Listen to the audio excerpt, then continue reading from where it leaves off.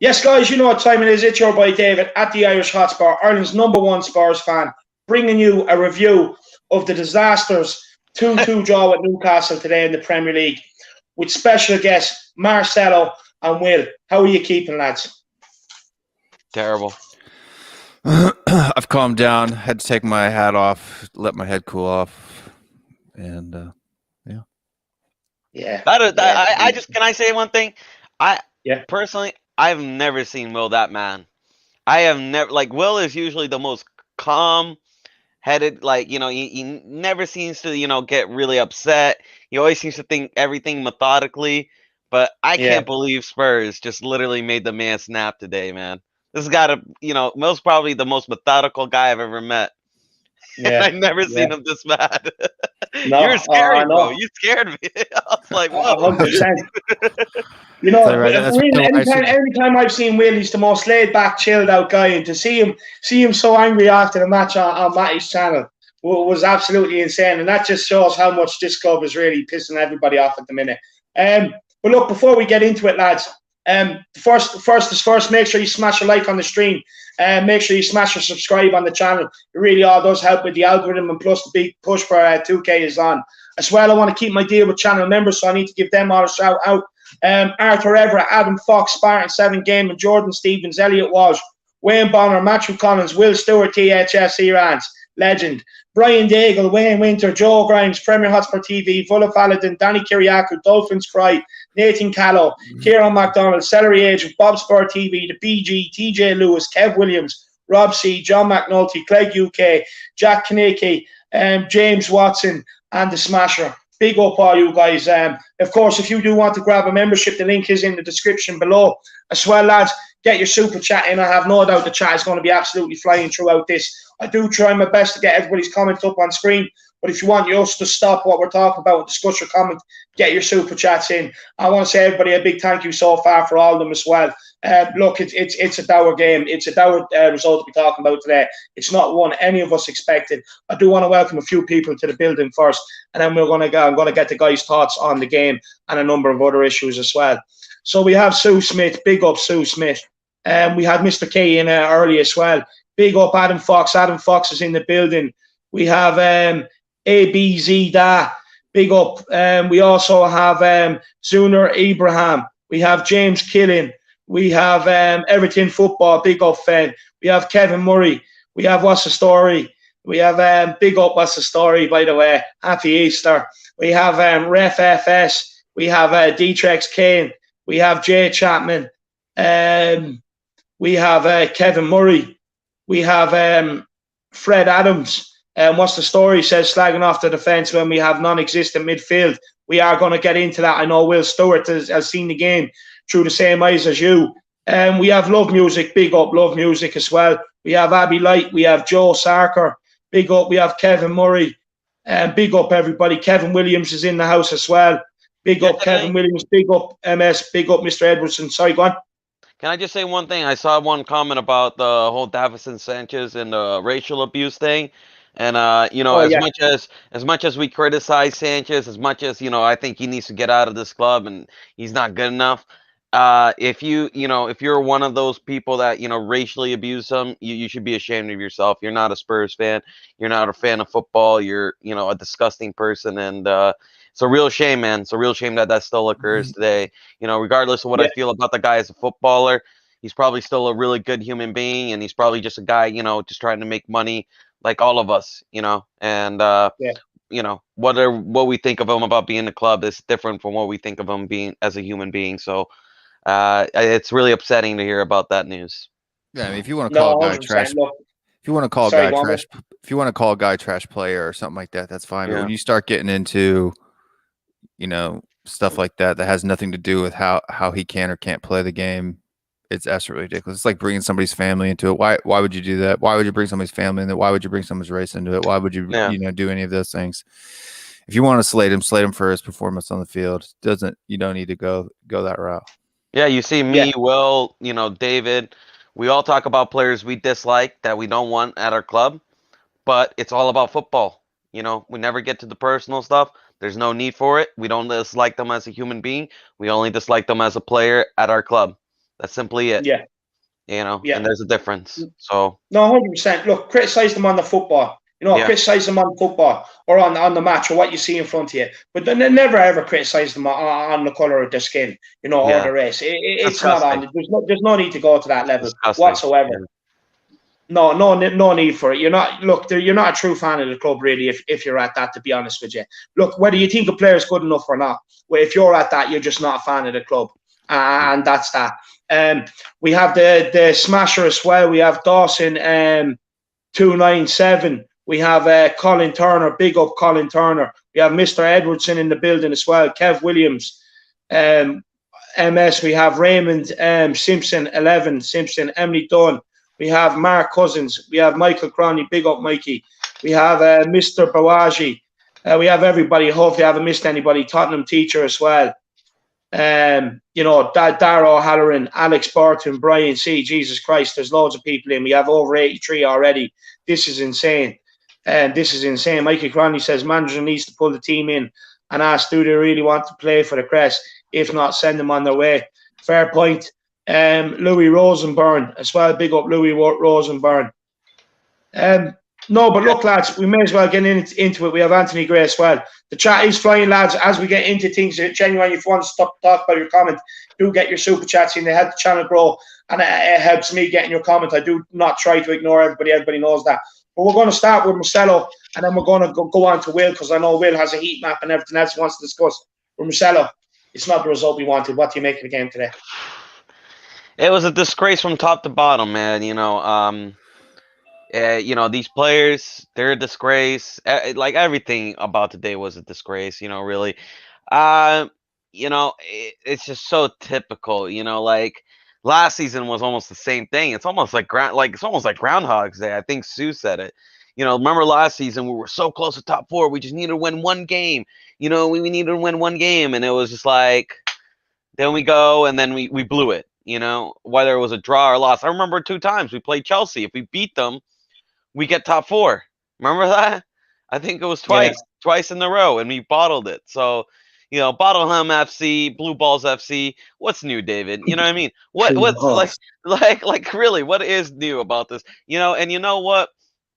We'll then probably maybe go in, beat Manchester United. We'll get our hopes up, and we'll be like, or we'll go on a little run. Maybe we'll lose a couple of games, then go on a little run.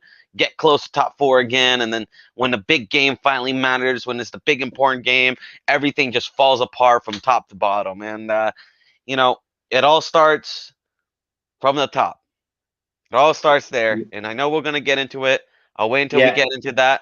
But it's Sue Smith as well. She's wondering the same thing. So we are going to get into that. Don't worry. Yeah, we are, and it's just it's Blue Balls FC, bro. It's Blue Balls FC. This is what Bottleham Hotspur, Spursy, Blue Balls FC. That was it today. That's not my team. That's not. The thing is, David, it's like I just want the pain to end, man. You know what I mean? Like, when is it gonna when is this club finally gonna turn when are we gonna finally turn things around and actually be a damn big club again? I remember in our Spurs story when you asked me what my favorite moment is, and I'm like, I can't tell this guy. In my head, I'm like, I can't tell this guy any moments of us winning any trophies. Yeah. I just realized that. I can only tell moments about a beautiful goal or a great performance or a great game or the semifinal. That's about it, bro. When is that pain finally gonna end? When can I just say, David, what's my favorite moment? As a Spurs fan, was me and you and that great watch along when we saw Spurs lift the trophy and we had a grand old time. That's what I want to start talking about, bro. And I've had enough. I'm getting to a point where I can't take another 6 years project, man. I'm 23 years old, bro. You know what I mean? We're gonna be 50 by the time Enoch is finished with this plan. It's ridiculous. No, I agree. We're a disgrace. We are a disgrace. I just want the pain to end. I honestly, it's becoming unbearable. Anytime, I don't care, just over the course of 20 or so years, for a long period, Whenever we've had the chance, we've just never done it. Honestly, the pain is just becoming unbearable. No matter how big or small the carrot is, you can guarantee Tottenham are going to fail. And it's just becoming unbearable. I just want it to end. I just want to start winning trophies. Look, I will never, ever waver my support for this club, my enthusiasm, my passion. That will never, ever waver. Ever. Yeah. But this is becoming unbearable. This is becoming... Man. Look, people don't... I have to watch Ireland on international break. Do you know what I mean? The pain just doesn't end when it comes to football right now. And the only joy I have right now is Tottenham Hotspur, man. And even they are letting me down. You know what I mean? It's becoming unbearable. We have a super chat here. I just want to bring up Jordan Stevens, channel member, legend. He says, no faith at all in these players whatsoever, even less faith in some of our fans and other football fans who believe abuse is acceptable.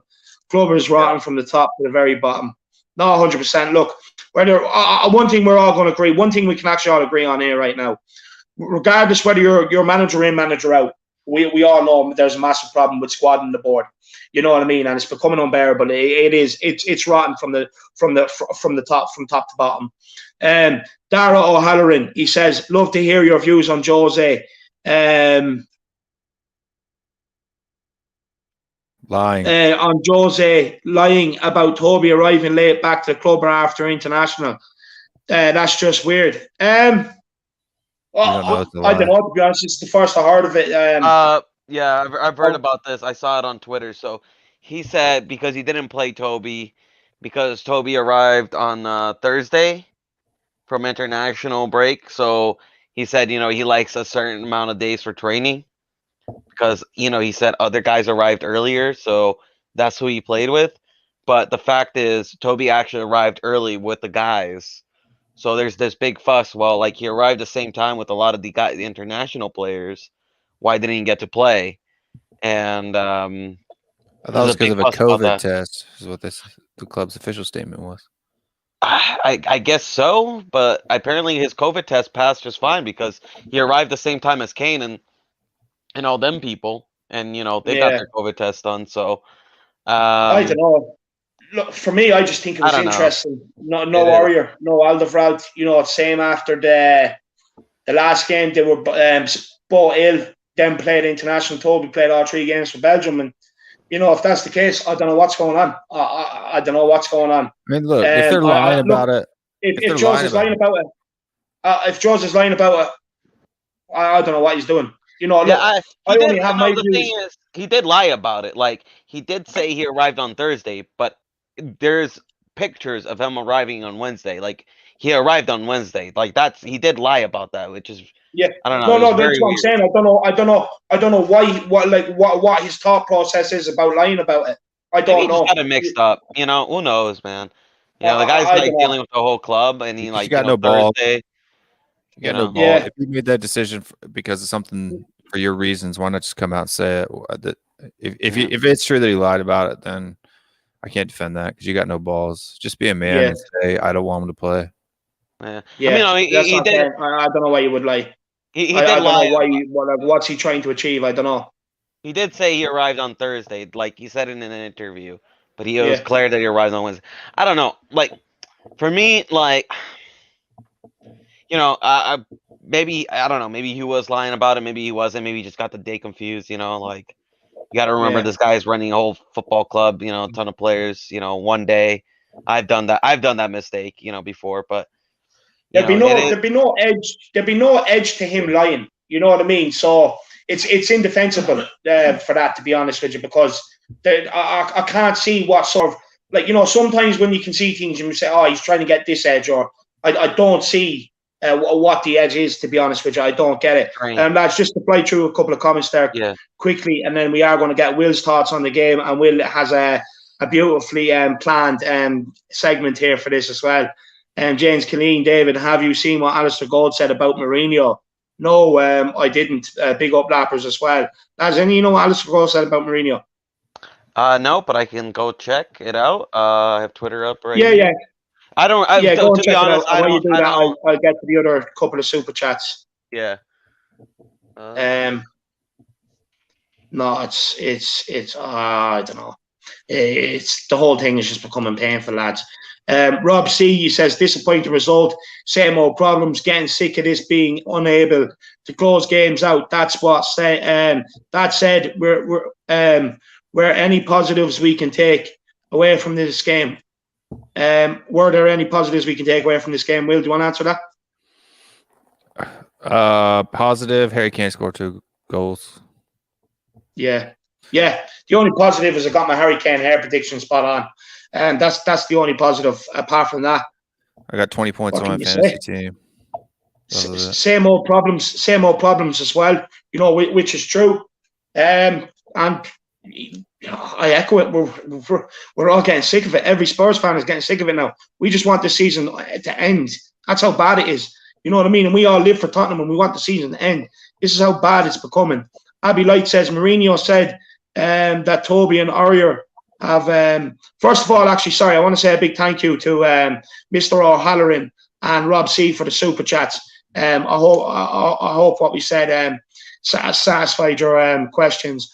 Big up Mr. O'Halloran and Robbie C. Abby Light here says Mourinho said that Toby and Aurier got their COVID test late and could only join training yesterday, which is Saturday. It's rude to assume he is lying. Any news want to? I'm currently reading what Alistair Gold is trying to say. So he's bringing out, obviously that Mourinho, from what I see in here at the Football London, I clicked the link. It seems like, obviously he, when his first interview, he said about, winning the league next season, and, he sets high expectations for himself. And, he demands a lot from, his own players. And, he, how Mourinho is. He likes players demanding a lot from each other. He did say he is playing a dangerous game by doing that method, because it seems to be creating division within the squad. So there's a lot of, people in the squad that are like very, divisive. And a lot of the players that are on his side, apparently, are kind of really battling a lot of the players that are on the other side, and it's creating a lot of division within the squad. And rightfully so, I'd say. Yeah, I think we already knew that from the Zagreb game, though, didn't we? Really? Yeah. But it is saying that he's playing a dangerous game by doing that, and Mourinho did say that he needs time, and that he does not get patience like other managers do, and he said that he needs the players to have his back. So he's kind of almost asking, like, it seems like from the link that he's almost like asking the players to like have his back. So interesting. Yeah, interesting. Anyway, what do you make of Abby Light's comments here? Mourinho said that Toby and Aurier got their COVID test late and could only join training yesterday, Saturday. It's rude to assume. Look, I for me, he didn't. The thing is, I'm not saying he lied about the COVID test. It's just that he lied about when Kobe arrived. He said Kobe arrived late on Thursday, so he couldn't train. He did also mention the COVID test, but he also lied about Kobe arriving late. But Kobe never arrived late. He arrived the same time as everybody else. He arrived on Wednesday. That's fact. He arrived on Wednesday. Yeah. Like, you can see pictures of him on Wednesday training. Yeah. Well, there you are. I'd be like that. There's your response. Will, sorry, I'll cut you off. But Jordan Stevens is bringing it back up here again. He's coming in with the information. Big up, Jordan. He says Alistair Gold has said that Jose's comments has angered some of the squad. They should anger the squad after the performance that they put in today, especially the back, 9. It should anger them. They should be angry. Yeah. They should be angry at themselves, not at Jose. I mean, did he say anything that wasn't true? They should be embarrassed, not angry. I think angry is the wrong word. You're angry when, you put up a good performance and, you've been done over. I used to get angry when, me and my friends, we played such an excellent game, and then, we just couldn't get the goal, and then, we lose 1-0 by some bullshit, or, the ref screwed us over, Or, you know, like, I don't know, remember that whole, like, Barcelona-Chelsea thing where Drogba's like, you know, this is a disgrace. This is a disgrace. Like, you know what I mean? Like, those are performances you should be angry. These guys shouldn't be angry. They shouldn't be embarrassed. They had the easiest game, the easiest team to get to top 4, and they bottled it again. Yeah. You know, 100%. Like they bottled against Zagreb. That's not anger. That's embarrassment. Like, honestly, I can't wear, like, today I can't even wear a Spurs shirt, dude. I'm embarrassed. Yeah. Elliot Walsh says here, too many games this season with no balance, gaping holes in midfield. That puts us under pressure. Is this bad coaching or unintelligent, lazy players, or both? Well, Elliot Walsh, brilliant comment. My old lad also thinks the same about the midfield, and Will does too. So that brings us on to this segment. Let me just bring it up here, guys. So Will has had this planned out. Let's go, Will. Take it away, my man. Sorry, there's a quick super chat in there. Sorry, Will. Go ahead. Grab that super chat, and then we'll go. It's from Alex Burton. Big up, Alex Burton. He says, very few positives, and I don't believe what Jose says about the team anymore. What do you think, guys? Listen, man. Him coming out, I don't know if you agree with me or with this, David, or not. You know, I know you're a Jose enter. I'm a Jose outer. I'm not saying this because I'm a Jose outer. I want him to concede. Trust me, I don't have an agenda. But him coming out and lying about when Toby arrived, you know, saying a lot of these things doesn't look good on him, you know. And then, you know, he's telling players, you know, certain instructions, and some players, you know, some players are saying he said this, some players are saying he said that. You know what I mean? It's like, you know, you're getting to almost a point where I don't know what to believe anymore. I don't know what to believe in this whole club, man.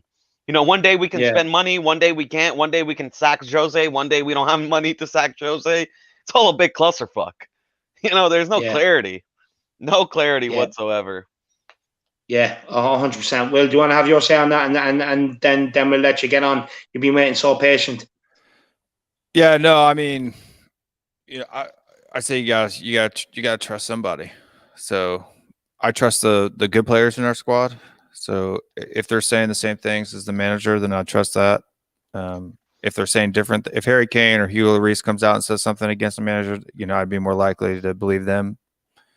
But if it's players that I don't want in the squad anyway, coming out and saying junk, I mean, why should I believe them?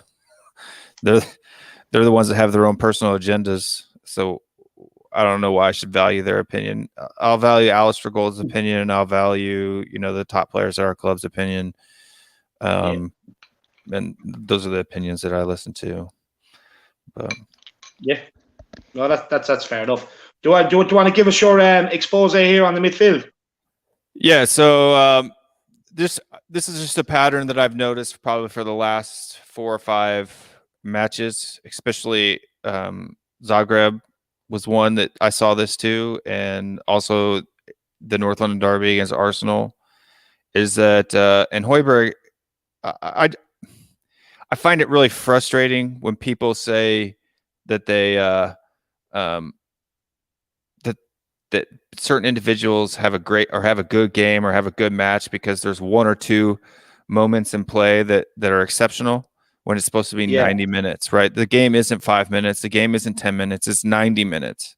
It's a 90-minute game. And if you're on the pitch for 90 minutes, which, you know, Ndombele and Lo Celso, they came out a little bit, but they were on the pitch for the majority of the time. And tonight on my stream, I have a lot more details on this particular one, but it was just so egregious that I couldn't not say it as soon as possible.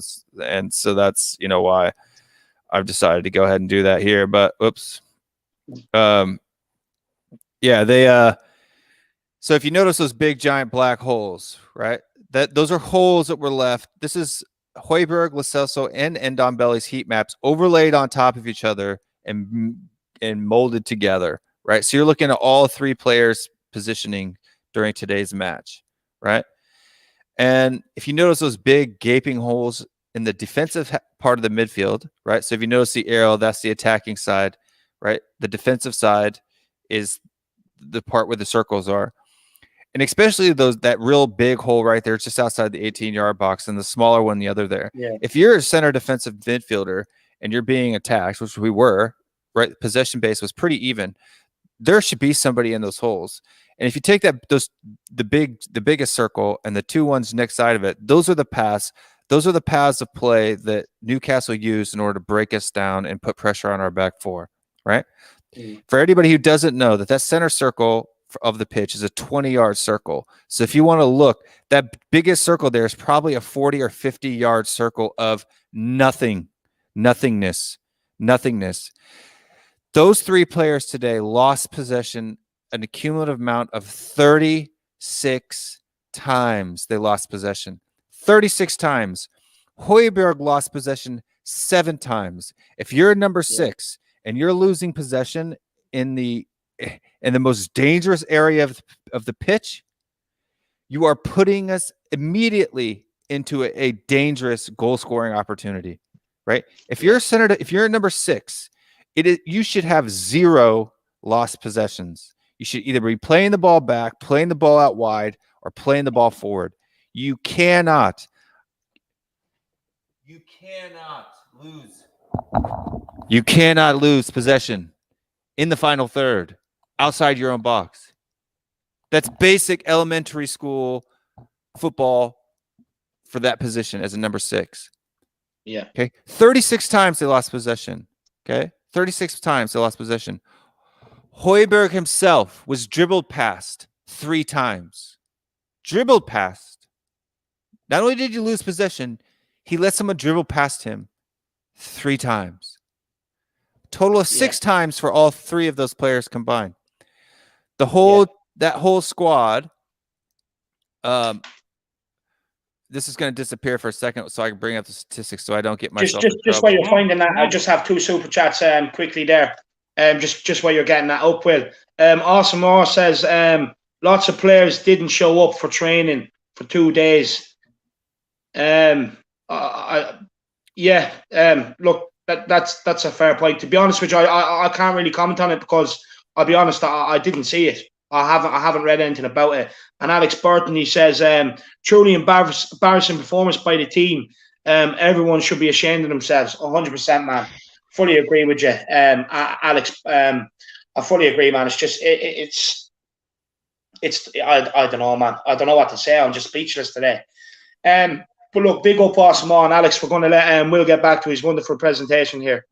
Yeah. So defensively, so people say, okay, yeah, they lost position 36 times and they got dribbled past 6 times, but they had good defensive performances today. No, the 3 of them combined had 6 tackles, 2 interceptions, and 8 clearances in a 90-minute match where we were under pressure a lot of the match, right? Yeah. Especially in that second half. 6 tackles between 3 people, and 2 of those were playing in an 8 and a 6 role, and you only have 6 tackles, right? Lo Celso and Højbjerg had 1 interception apiece. Yeah. Right? Højbjerg had 5 clearances, right? That's good. But not when you give the ball away 7 times. Yeah. Well, right? You have to understand, your job as a center defensive midfielder is to make clearances. That's your job. That's your biggest stat, right? Tackles, interception, and clearances are your biggest stat. And if you only had 5, this all comes from Sofa Scores. People can go check me if they want to. If you only have 5 clearances and you lost possession 7 times and you got dribbled past 3 times, are you calling that a good match? I'm sorry, but to me it's not. It's not, right? If I was watching my son, I'm going to tell you right now, if I was watching my son play in a number 6 role and he lost possession 7 times and got dribbled past 3 times playing as a number 6, I wouldn't speak to him on the way home. I wouldn't talk to him. My own son. But people can come on live streams all over the place and say, oh, but I thought the midfield played good today. They had good games today. Oh, Højbjerg he had a really good 1 interception after he gave the ball away 7 times. Yeah. No, look, I agree. You know, Kevin Murray Kevin Murray just wants to know what the diagram is with. The diagram is Højbjerg, Lo Celso, and Ndabele's heat maps laid on top of each other and blended, right? So you can see the big gaping, like I said, on AFTV, or on not AFTV. God, what a day. On We Are Tottenham TV. that there were planet-sized holes in the midfield, and that every time a clearance was played out, into the midfield, that Newcastle were you only saw black and white shirts in those holes, picking up that first or second ball, and immediately putting us under pressure again, right? Immediately, if a heat map for a midfielder should be, especially a center defensive midfielder, if you're playing in a 4-2-3-1, that whole section in front of our 18-yard box should be yellow or red the whole time, right? You got to be moving, but that big giant circle hole that's there, that's got to be a 40 or 50-yard hole that no one ever set foot in. There's not even a bit of yellow in it. Would you guys agree with me when I say this? I felt like Lo Celso was actually our better midfielder today. Well, he gave the ball away 12 times on his own. I know, but he was a more advancing midfielder compared to the other two. Yeah, but I mean, what formation were they playing? If they're playing a 4-2, it was the unknown baller double pivot, right? Unknown baller and Højbjerg double pivot, and Lo Celso up top, and Lucas and Lo Celso kind of like up top. It was a weird second formation. half. I saw Ndombele up higher than I did Lo Celso most of the time. But then they kind of switched out. Lo Celso kind of dropped deep. It was a weird setup from Mourinho, I would say. It was there wasn't a lot of defense or like coverage, but I felt like Lo Celso wasn't that bad. I don't think he was that bad. I felt like no baller. They were all horrible. All three of them. I felt like Højbjerg was pretty awful. I thought he was, his tackles, like he was getting dribbled upon very easily. But I felt like unknown baller, he was just holding the ball for way too long. I think Lo Celso was very lazy 3 times as well. He was, I have the numbers for all three players, and we'll go through that tonight. But I agree. Look, they didn't have the best of game, but Højbjerg is the defensive midfielder, not really. Like Lo Celso isn't really known for his defending, right? He's supposed to be a guy that gets the ball up the pitch. I felt like he did that pretty well. Yeah, but if you're going to play back there, you have to. When you're a midfielder, you have to do both. You have to be solid. It's like being a fullback.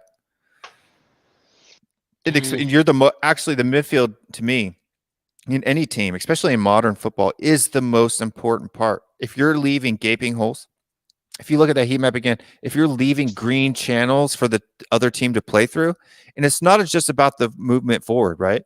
That's fine. Or even the defending, right? It's a combination of the two. You can't build out, right?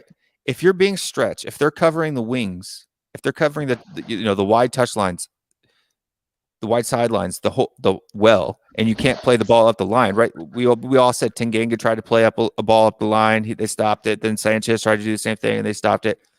If they're spreading you wide, you have to build out through the middle. And if you're not moving that ball forward, I mean, if you look at the heat map, all three of them, it looks like one player's heat map, to be honest with you. Tonight, when I go over each individual player's heat map, they all look the same. It's almost like they were sitting on top of each other. That's three people's hit maps stacked on top of each other.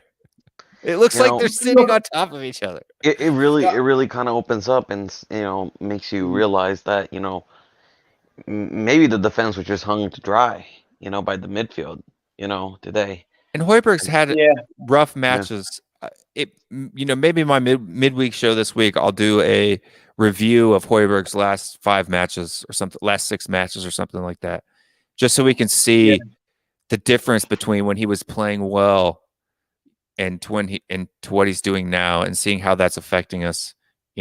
Because that's such an important position for us. It really is such an important position to how we play. Would you say this, Will? Would you say this? Because in my opinion, sorry, David. No, go on. No, go on.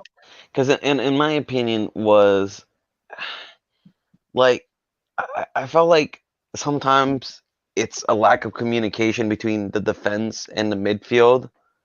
I just feel like I feel like from midfield to attack, we actually look pretty good at times. Other than when Lamela can't pass the ball, you know what I mean? But I think like from midfield to attack, we actually look pretty decent. But like it's always when we start passing from the back and then to the midfield that we just always look so unsteady. It just, I don't know. Like, have you ever noticed that every time they press us and we get the ball to the back line, and the back line has to get the ball to the midfield, it just never works out, and then we end up, puffing it long, and then we lose.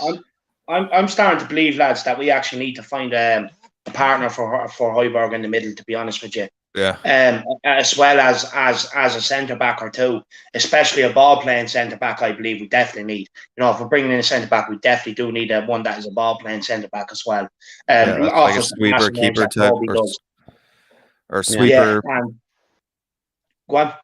Yeah, just like a sweeper style center back. We don't have someone who can really dribble the ball out with their feet well, especially.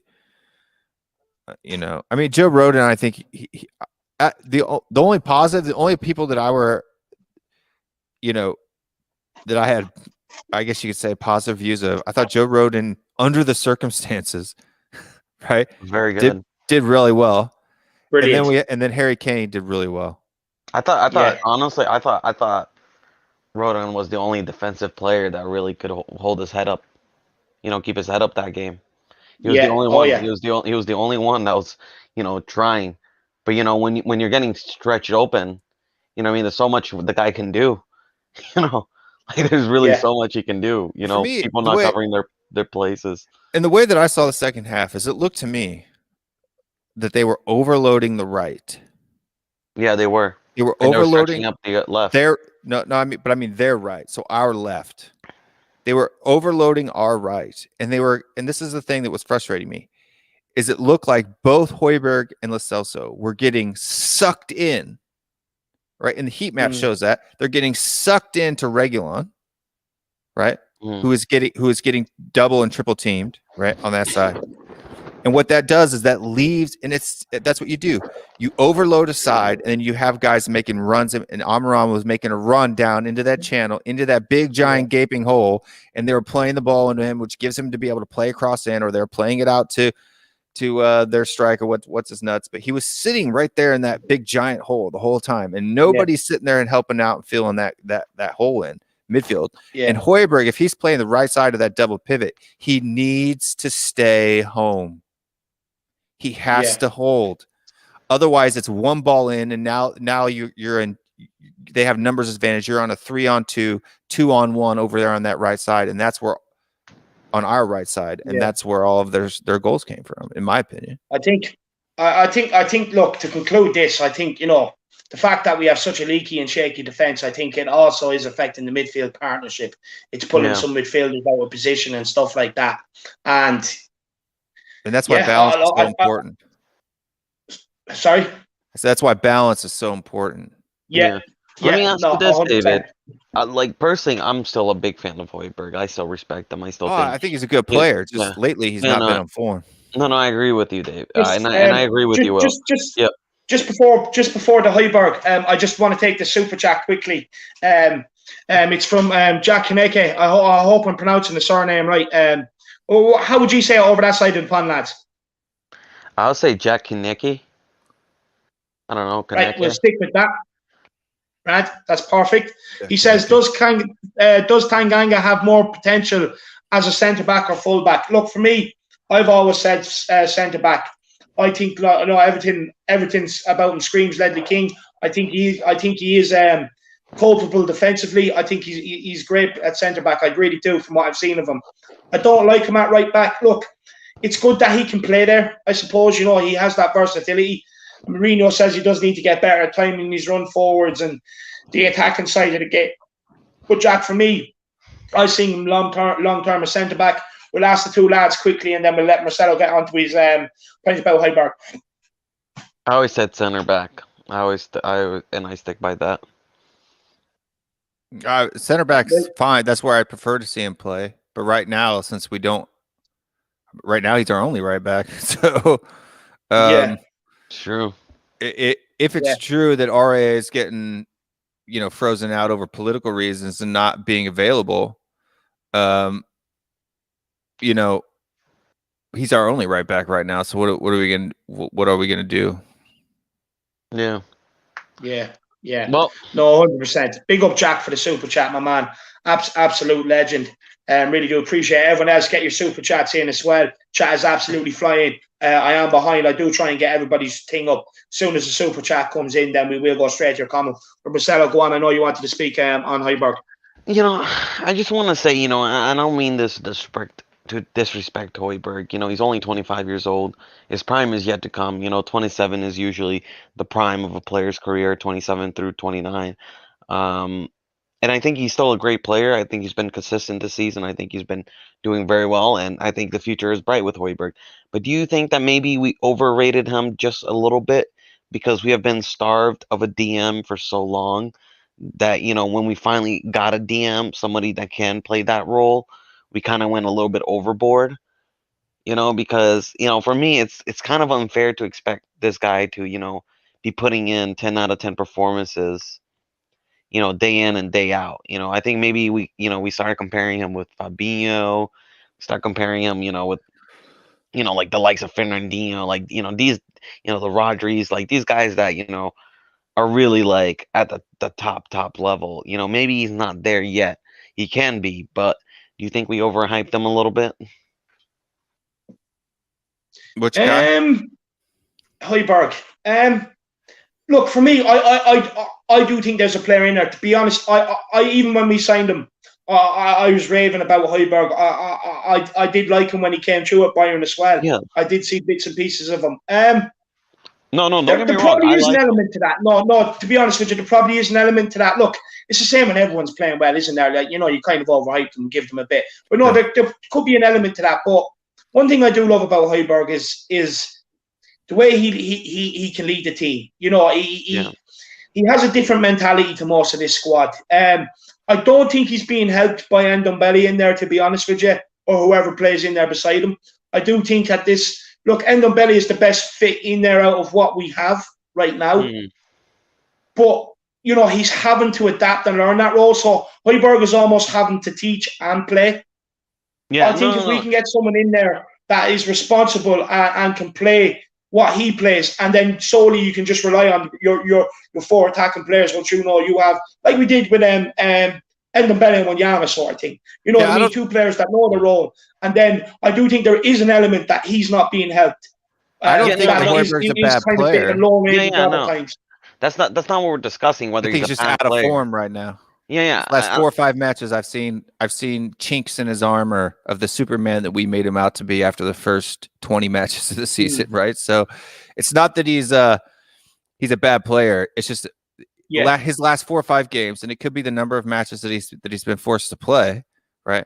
And the fact that he's not getting any help either, right? Eventually, that's going to take a toll. I would say that probably my guess, if I were to look at it, is that there's a psychological aspect that's taking a toll on the squad right now. The division in the locker room, where you got some people that want to play and others don't. I know even my own kid, I can see it get on him when his teammates constantly make mistakes over and over and over again. His level drops because he's no longer confident to play carefree. Now he's got to be worried about, is that guy filling the right spot? Is he going the right place? Do I have to come over here? And you'll start seeing him chasing after more balls, getting sucked into the ball instead of creating width and creating space in order to give his teammates the opportunities because he doesn't trust them. Right. And that's what I think it is. Yeah. I think Højbjerg's getting to a point. And if you look at his heat map today, I think that if that's what it is, because I don't think that Højbjerg's a bad player. I think he doesn't trust the players around him. And so now he feels like he has to do it all himself. Yeah. So he's getting drawn out of position. He's getting drawn. He's getting sucked in to the people who aren't doing their job well, and it's causing him to not be able to do his job, right? Because he can't be all over the pitch all at one time. Yeah, no, and that's what I mean. Like, I'm not trying to criticize the guy. I love the guy. I think he's gonna. No. We know you're not. Yeah, he's a great signing, and I've loved him throughout the season. I just think maybe we overhyped them a little bit because it's been such a long time since we had a proper DM that I think we may overhyped them a little bit where we're kind of giving him unfair criticism in some ways. Now I think Will's criticism is fair, but I've seen other things like, oh yeah, I know he needs to go, stuff like that, or like, oh, he's definitely doesn't need to go. He's overrated and this like that. Oh, he's the biggest. He's not overrated either. Yeah, I think it's like, just if I want to give Jose, if I want to get mad at Jose, if we end up not getting top 4 and not winning a cup this year, the thing I'll criticize Jose for is not bringing Skip home in the winter transfer window, regardless of what he wanted to do. Yeah. If it, I mean, honestly, because of right now, what I'm seeing, the way we're leaking goals right now in these types of matches, is because there's not a solid partner back there in that double pivot, and you either need to change your formation. You need to stop playing a 4-2-3-1, and you need to go to a 4-4-2, right? If you're not getting if you're not getting good help back there, or you need to play 3 at the back and then have Højbjerg in front of that 3, right? So you almost have four center backs or 4 defensive-minded players sitting in front of that 18-yard box. You got to do something as the manager to do that. And if you're just not bringing Skip home because he's having a fun time over at Norwich, F that. He's our player. We own him. You know what I'm saying? Yeah. And if we needed him, if him being there could have been the difference between us making top 4 and winning a cup, then not. I think that was a poor decision on Levy and Jose's fault. Listen, I've been saying it this whole time that we shouldn't have loaned out Skip. We should have just given him a chance to play alongside in the midfield. I think we should have just kept playing him. I think in the Norwich game he was our best player, but then Jose completely insisted on playing Winks and Sissoko, and I'm like, give Skippy a try, man. Skippy's a good player. I kept saying it.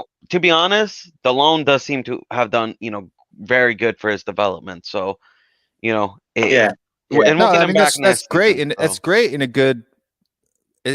When you don't need him, right? In the first half of the year, going into the winter transfer rate window, I could see that you might think, we should be good, right? At that time where we were at the table, we should be good, right? We should be good.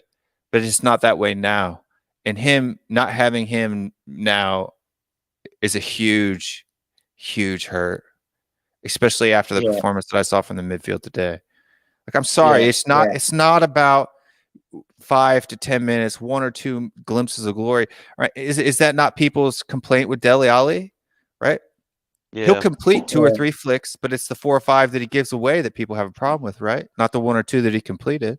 So I just don't understand. If you're going to be, you got to be consistent. You got to watch the game in a different way, not just the ball moving down the pitch, but actually look to see the off the ball movement. And that is such a big, what you do off the ball is 80% of the game. It is so much more important than what you even do with the ball, right? Yeah. Your movement alone creates space.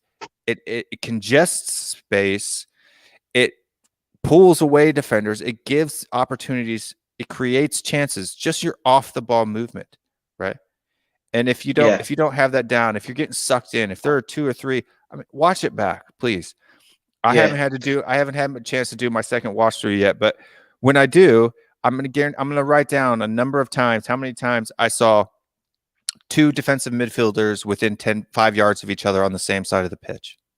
I'm gonna write it down, and I guarantee it's gonna be a lot. The heat maps tell me it's a lot because it looks like one player's heat map, not 3. Yeah. No, 100%.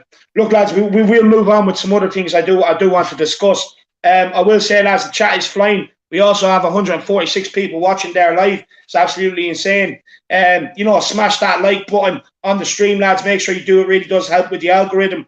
If anyone's new, smash that subscribe button. And also get your super chats in and create discussion amongst the panel here with your super chats and your topics. So what I do want to talk about, I want to talk a little about Harry Kane, Joe Rodon, 2 positives from today. Look, it's inevitable divide. We may as well, it's hotting up. People are starting to talk about Jose. We may as well get on to that. And top 4, is it over? And then a bit on the board. But look, we may as well get into the Jose Mourinho topic, lads. Get it over and done with. Marcelo, I'm going to let you have your say. And then I'm going to pass it on to Will for his stay.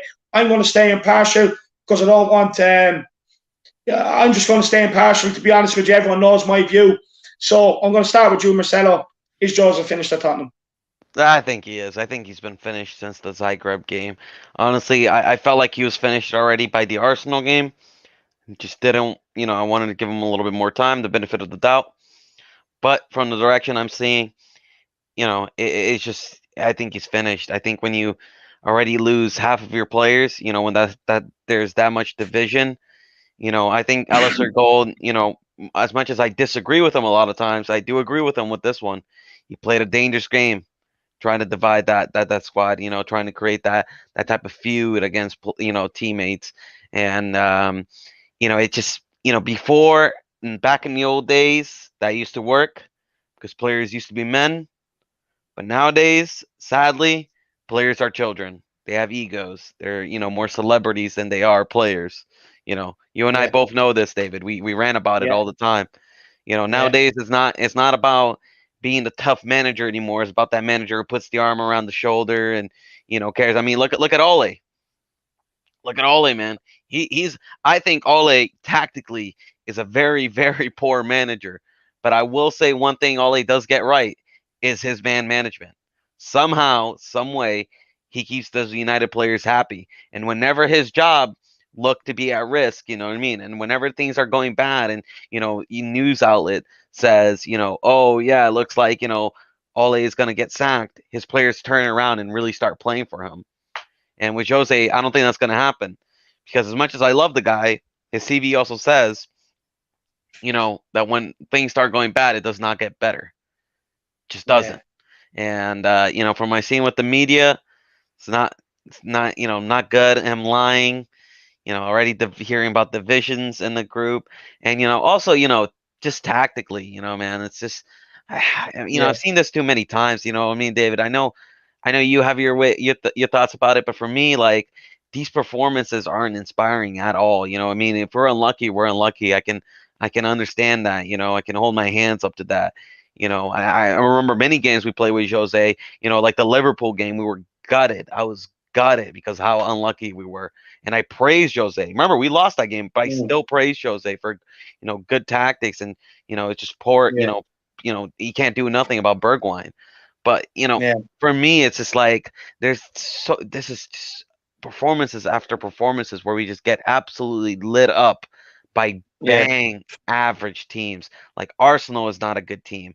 Like Newcastle are not a good team.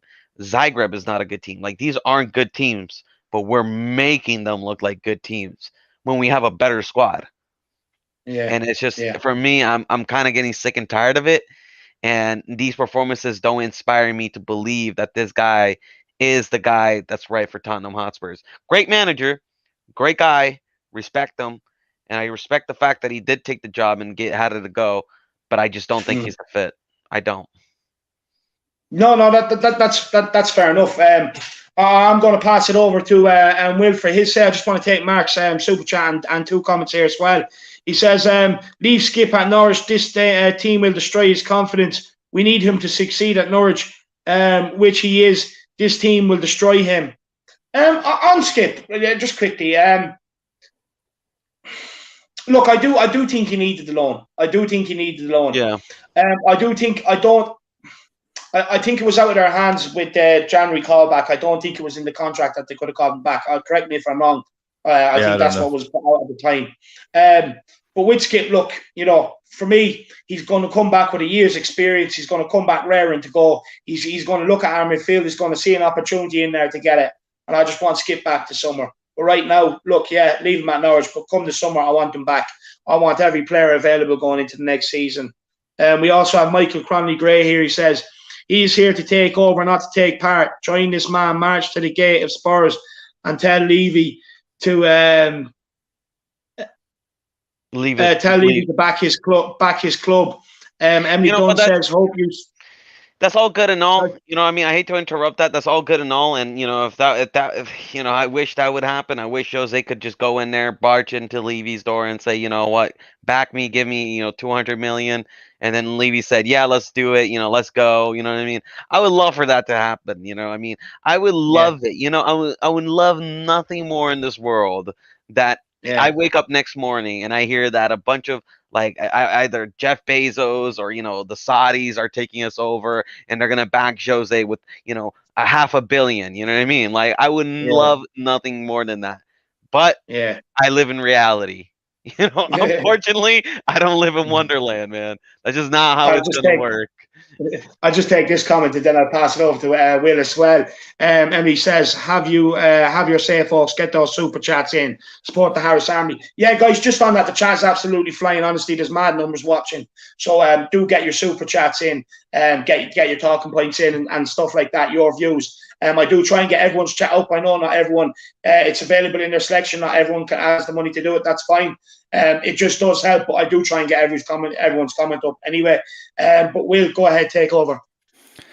Yeah. So as far as Jose is concerned, like I said, I've never really been a fan of Jose Mourinho's per se. But my point is, right now, at the point that we're in right now, I just find it absolutely useless. I absolutely find it useless, and I don't want to see another manager come in now and get a better run out of the guys that we have. I want to get rid of the junk.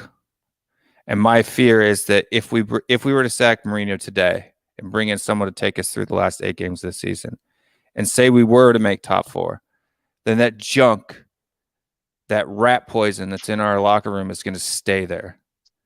And so I would rather not get top 4 and not win the Carabao Cup and keep Jose even through the summer and even into next season and get rid of the garbage, take the trash out, so that we can start to move forward. Because then it's just a reshuffling of the deck and patching the holes versus an entire rebuild.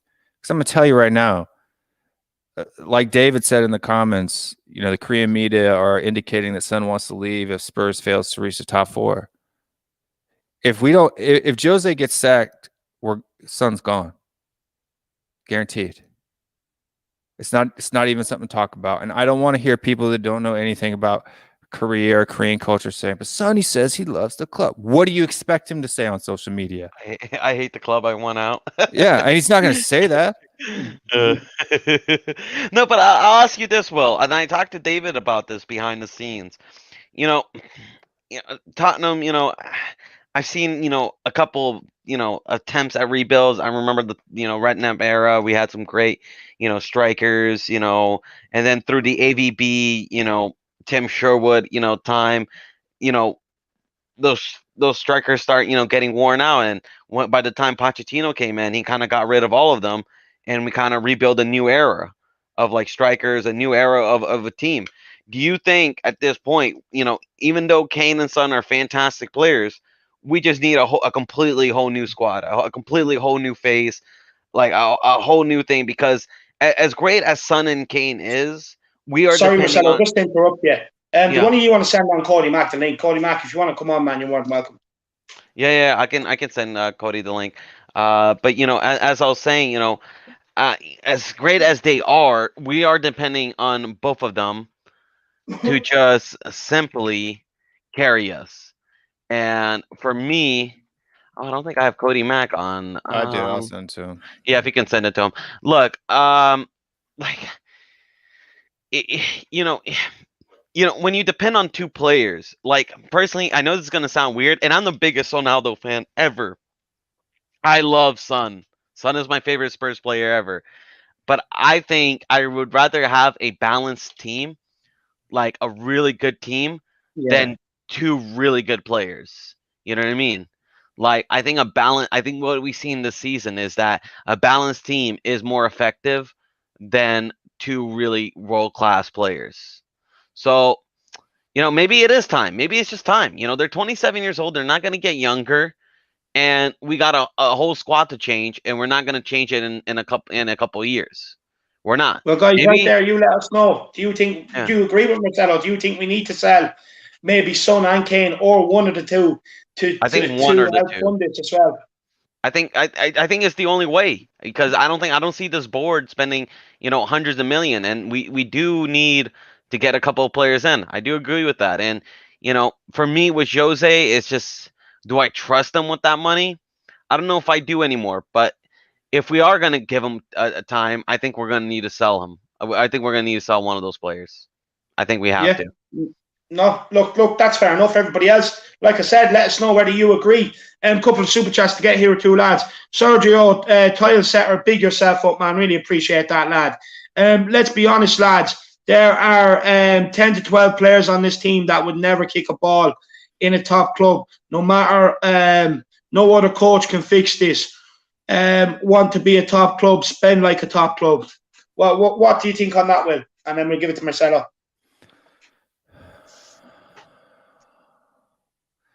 No, I mean, I agree 100%. Sorry, I was just reading it over again. No, I agree 100%. And that's the thing. Yeah, we can get rid of Son and Kane and get a bunch of money, but that's fine if all that garbage leaves too.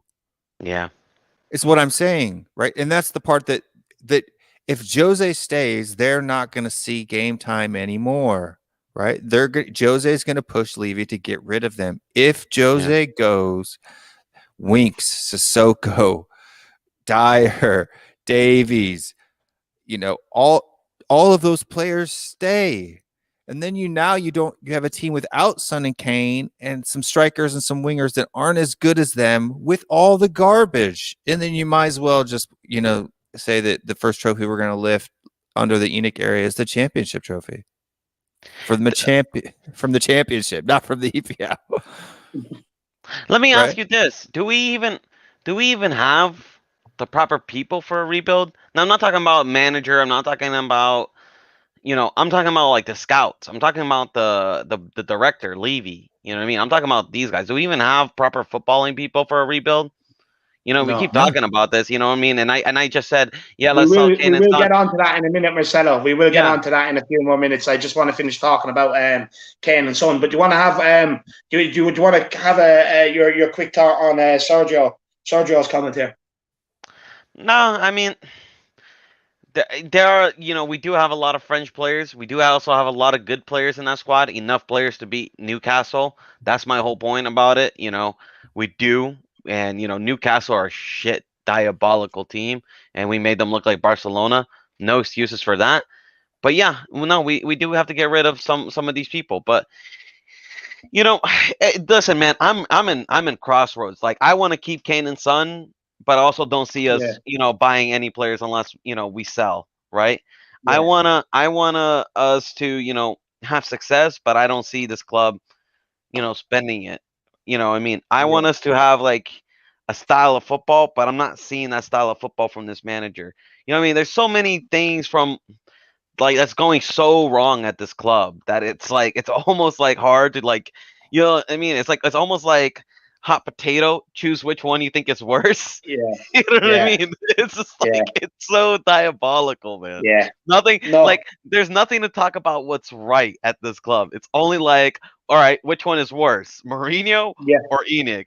Well, Enoch is worse, but which one is worse, the players or Mourinho? It's like, there's no positives. It stinks. I hate talking about this. I just want to say, big up to Sergio for the super chat, my man. Really do appreciate it, lad. Absolute legend. Of course, everybody else, follow suit. Get your super chats in, lads. Chat is flying. I am trying to keep up as well as keep the discussion going with our two brilliant guests here, lads. So do get the super chats in. They do really help the channel as well, lads. But Saurav Patak, lads, he says, I think we should end this season without any European spot. Get Jose the players next season and fully focus on the title. I am done with this season. Look, I echo the second part. With no European spot, that's a tricky one, because then you're kind of, are you segregating half a pool of players that might not come to you because you've no European football? What do you think, lads? Big up, Saurav, for the super chat. I would say that we're not Arsenal, right? So we don't need to go that route. It's not that bad yet. It's bad, but it's not Arsenal bad, right? So, we're not sitting 10th place. I think even right now, the way, and maybe we'll talk about this in a little bit too when we talk about how far the top four is or isn't out of reach. But, even if we finish 5th this season, a strong 5th, and we don't have to go through all those, farmer games at the beginning of the season. If we got in 2 or 3 really good players this year, and we're in that Europa League spot, I mean, honestly, if we could take the form that we had in half of our matches this season, who could beat us with an improved defense, right? An improved center midfield with Skip coming in, and a right back or a right winger if Bale doesn't stick around, who's to say that we couldn't go out and win, three trophies next season if we get rid of the garbage? Yeah, no, look. Kev wants you to name the garbage will. I'll gladly. Davies, Dyer, Winks, Sissoko, Lamella, Doherty, Sanchez, Hart. Who else? It's easier to name the one that aren't. Yeah. That's the truth. But lads, I do want to move on. I do want to talk a couple of positives from today. It's actually a good super chat there. It's actually a good super chat you want to check out there before we go next topic. Dotson 237. That's a good super chat, and I kind of want to discuss about that. That's actually interesting. Give me a sec. I don't see it here, lad. Really? It's Dawson 237. Yeah. $1.99. It's just popped up. Yeah, just popped up here. Yours is popping up before I get them, lads. Go on. Yeah. He said, top 4 plus cup, or top 4 plus cup or Europa Conference and no cup. Of course, top 4 in cup. What? Wait, hold on a second. Top 4 plus cup or Europa Cup. Europa League Conference, no cup. No, give me a second, Marcelo. I'll actually get the question he wanted. Give me 1 second. Big up Dawson for the super chat. I'm going to get that question up.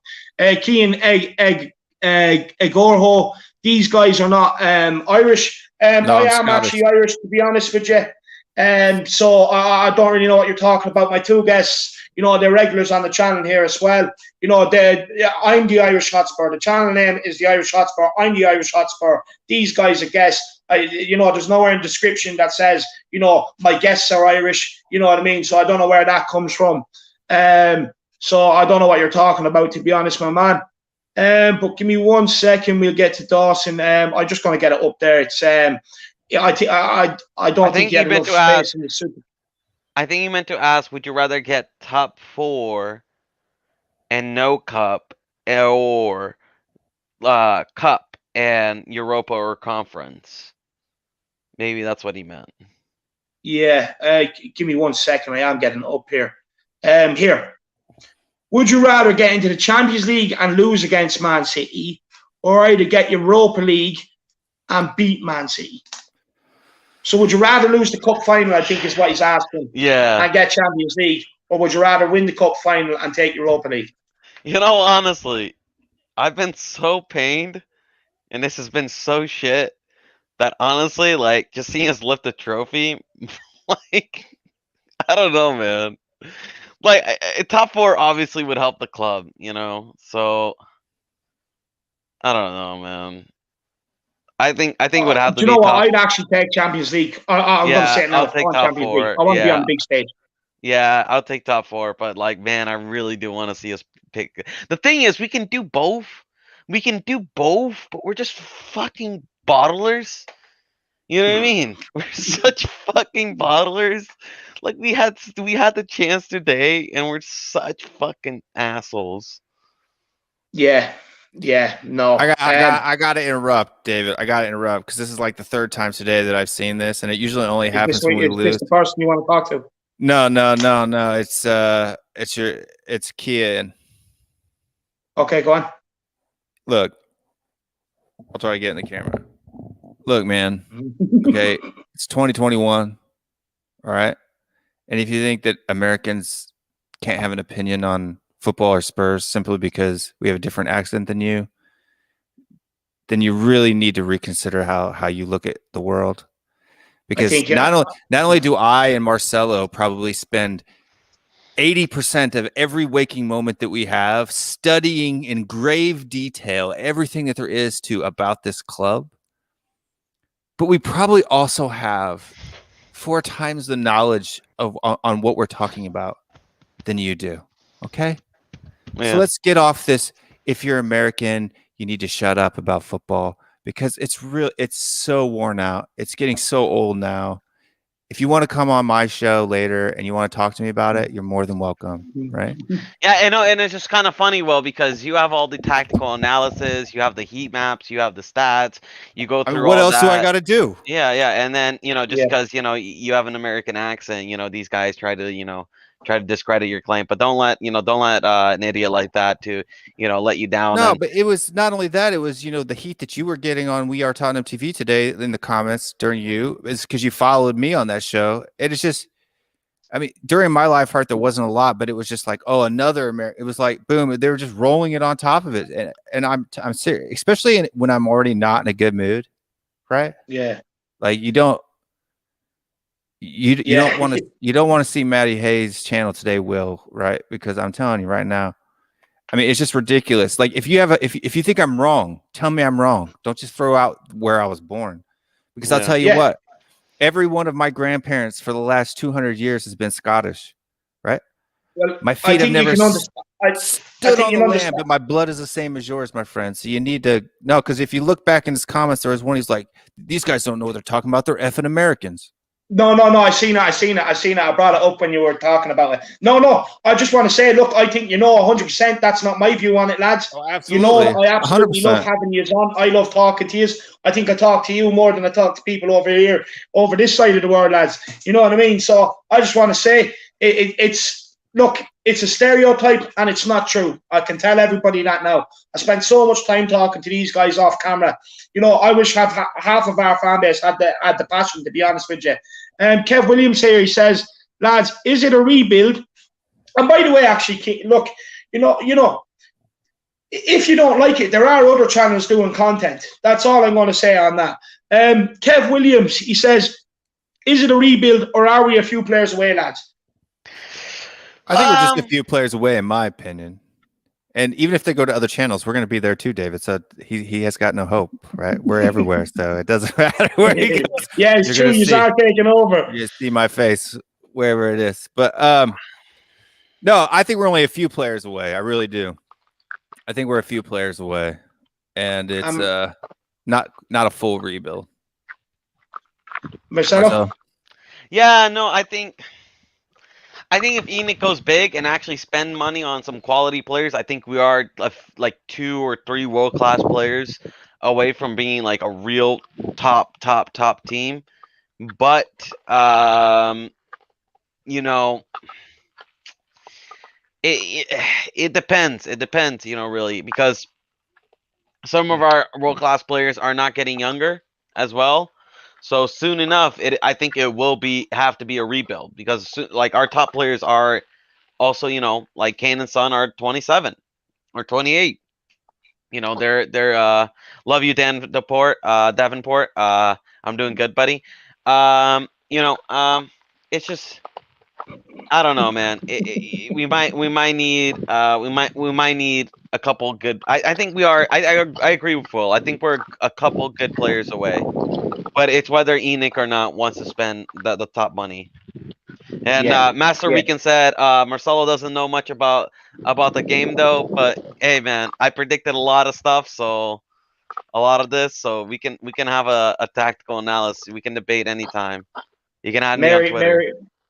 Mary McGee was saying, it's time for him to go to bed. Just give me 1 second, lads. There, I do have a good few super chats. I want to welcome Cody Mack into the building. Big up, Cody Mack. Hey guys, how are you? How are you keeping, my man? Terrible. Thanks for asking. Yeah. Just give me 1 second. I'm going to put this super chat to you, Cody. Mark, he says, it's very hard to believe that we could beat Man City in the cup final. So all in for top 4, but without rebuild, it would be a painful Champions League campaign. What do you make on that? Listen, this is one of those chicken and egg questions, because it's a question like, why is whether we invest dependent upon whether we make Champions League? We should be looking to invest regardless in the summer. And I think we all know that's going to be a challenge with the way that we're run as a club. But I mean, just look at the way that we played today. That is the kind of team that gets blown out 7-2, 8-1 against Bayern. We're not fit to be in the Champions League. honestly, it's shocking that we even have a shot the way that we've played. Like I said in that one comment, we've pissed away at least a quarter of the games that we've played. And it's getting to be a little bit like a broken record, you know, just repeat. And I think we're all sick of it. Yeah, 100%, Cody. Big up, Mark, for the super chat, by the way. I have another one or two to get to here. Just give me 1 second. MS, put your comment in the chat and I'll get it up. I don't know whether you thought whether you were just being generous. Kevin Williams, big up Kevin Williams. He says, William Marcelo, you are our family, 100%. No, you're our family. Throwing into the support for the boys. Yeah, all the Harris Army is our family. I've never seen that Kian guy in there before, so yeah, and I've never seen comments like that on any of your channels, David. So that was the first time. That's why I had to nix it. Yeah. And lads, we've loved your music here as well. He says, as Spurs fans across the globe, we cannot start eating ourselves alive with ridiculous comments. We are Tottenham, super Tottenham from the lane. Absolutely love it. Love music. I love the passion, man. I love the passion. I fully agree with it. We are Tottenham, super Tottenham. We are Tottenham from the lane. You want me to play the song? No. Super Tottenham. We are Tottenham from the lane. But yeah, no, look. Big up, love music. MS is back. Sorry, he says we're 2 points off top 4 in cup final. What not to like? Yeah, no, 100%. Look, we're in that position. We have that chance. You know, look, we can still take both. I definitely like the opportunities, but you've seen time and time again. You know, it's just letdown after letdown. But lads, I do want to talk about Harry Kane and Rodon before we do get onto the board, lads. Look, I want to talk a little bit about Rodon. I'm going to hold my hands up here. Look, I was a bit dubious on Rodon, but one thing I say, since he's gotten his chance, he's took it, and I'm a big fan. The kid loves defending, and for me, I think we have a player there we can build our defence about around. I'm going to pass it to Marcelo first because he was the first one to call him the Welsh Maldini. I'm going to give it to Will, and then on to Cody Mack, lads. What did I say about this kid, man? I said it. Give him a chance. He should have been playing earlier. He would have been even better if he played him earlier in the season because he would have gotten more game time. All I said is this kid, you know, he's 23, but he's the highest promising, you know, center back in the championship. He was one of the biggest prospects in the championship. The kid played for Swansea nonstop. He's gotten praises from Pep Guardiola. I said he's already gotten that experience. He doesn't need a loan. He doesn't need any of these spells. He's ready to play. He's ready to go. Give him the chance. Don't give Eric Dyer. Don't give Sanchez a chance. Give Rodon a chance. And I think he has to keep Rodon. Yes, I'll tell you this. Rodon will make mistakes. Believe it or not, he will. He's still young. But from what I've seen from the kid and from what I've seen, you know, from him, he is a guy that has quality. I see talent in that kid. I see talent in Rodon. He's a good footballer, man. You know, and there's something to build there. I really do. I've always believed it. Once we were linked to him, I believe there's something to build on that. And I think maybe if we get a partnership with Rodon, maybe a Botman, you know what I mean? We were saying 2 center backs, but I'm telling you, you know, if we built like people forget, you know, Vertonghen wasn't perfect. Vertonghen was not perfect when he first came in. You know, he's made his fair share of mistakes. You know, when he first came in the club, you know, he was the young kid, you know, young bug, and he made his fair mistakes. But we gave him game time. We allowed him to develop. Jose needs to allow these young players to develop. There's no point in trusting Dyer. No point trusting, you know, I mean, Toby, great player, but he's also past it. You know what I mean? Like it's time to just trust in the youngsters and allow them to develop. They will make mistakes, but they will also give you 110% because they're trying to prove themselves. That's the difference. You saw Sanchez, a guy who didn't care, right? A guy who just kept making the same mistakes, and you saw Rodon, a guy who was trying out there to prove himself. Yeah. No. Great comments. Masters weekend, Marcelo. Do you want to just answer this quickly? And then a lad wants to know if Cody's from Toronto as well. And then we're going to get Will's thoughts. And then I have a super chat, and then we'll get Will's thoughts. I don't have a channel. I don't plan on getting a channel. I mean, I can barely make it. You know, some of these interviews, man. You know, I'm a busy guy. But does he have his own show? I'll give you a show on my channel. Frenemies. We have frenemies. You can have one on mine too. Will Stewart's channel as well, 100%. We'll give you a full 45 minutes. He done a massive stint for you on there that day. Yeah. No, look, and why there's so many watching, lads, get over, check out Will Stewart thfc rants as well, by the way. Absolutely amazing channel. Look, I'm sure if you're doing a stream tonight, it's going to be off the chain, Will. Cody, are you from Toronto? Someone wants to know. I think I actually live about 2 hours north of Toronto, but yeah. So I'm in cottage country, just north of Toronto, about 2.5 hours. So close enough. Yeah, if you want to say Toronto, that's fine. There you are. There's your answer, my man. But Will, what's your thoughts on young Rodon? Well, I think he's great. I think he's not too young either. I mean, honestly, he's the same age as a lot of the targets that people are linking us with this summer. So to say, he's not ready he's 23 years old. He's only a year younger than Sanchez. If you want to say that about Tanganga or something like that, then I would understand, right? But Joe Rodon, he's proved himself at the championship level, which from a defensive standpoint is not an easy league to play in. The championships level is as equal to, if not, a lot of the Croatian league, the Portuguese top divisions. It's the same level as a lot of the top divisions across Europe. So other than the big five, but I just don't. I mean, there are teams. It usually only takes 2 or 3 quality signings for a strong championship side and to be able to stay up in the EPL and actually make a run at something. Look at Wolves, look at Aston Villa, and the success that they've had over the last 2. Well, not Aston Villa last season, but this season for sure. And Wolves straight out of the championship were up in Europe spots, right? So or close to them. So you can't say that just because somebody played in the championship that they weren't a seasoned player, seasoned athlete. In fact, I think a lot of times, a lot of them have a little bit more gall, a little bit more guts than a lot of the guys that come in from overseas. To be honest with you, so 100%. I think you're underestimating. Yeah, Alex Burton has put in a super chat there for you all guys. To be honest with you, he says, "Last, my phone died, but I'm a naturalized US citizen from London in Texas, and I believe you and me people know their soccer in the USA." Yeah, I don't like to use the S word though. Yeah, I'll agree with what he said. Yeah. I call it football, and you can say FUTBOL or regular football. It doesn't matter, but I don't like to use the S word.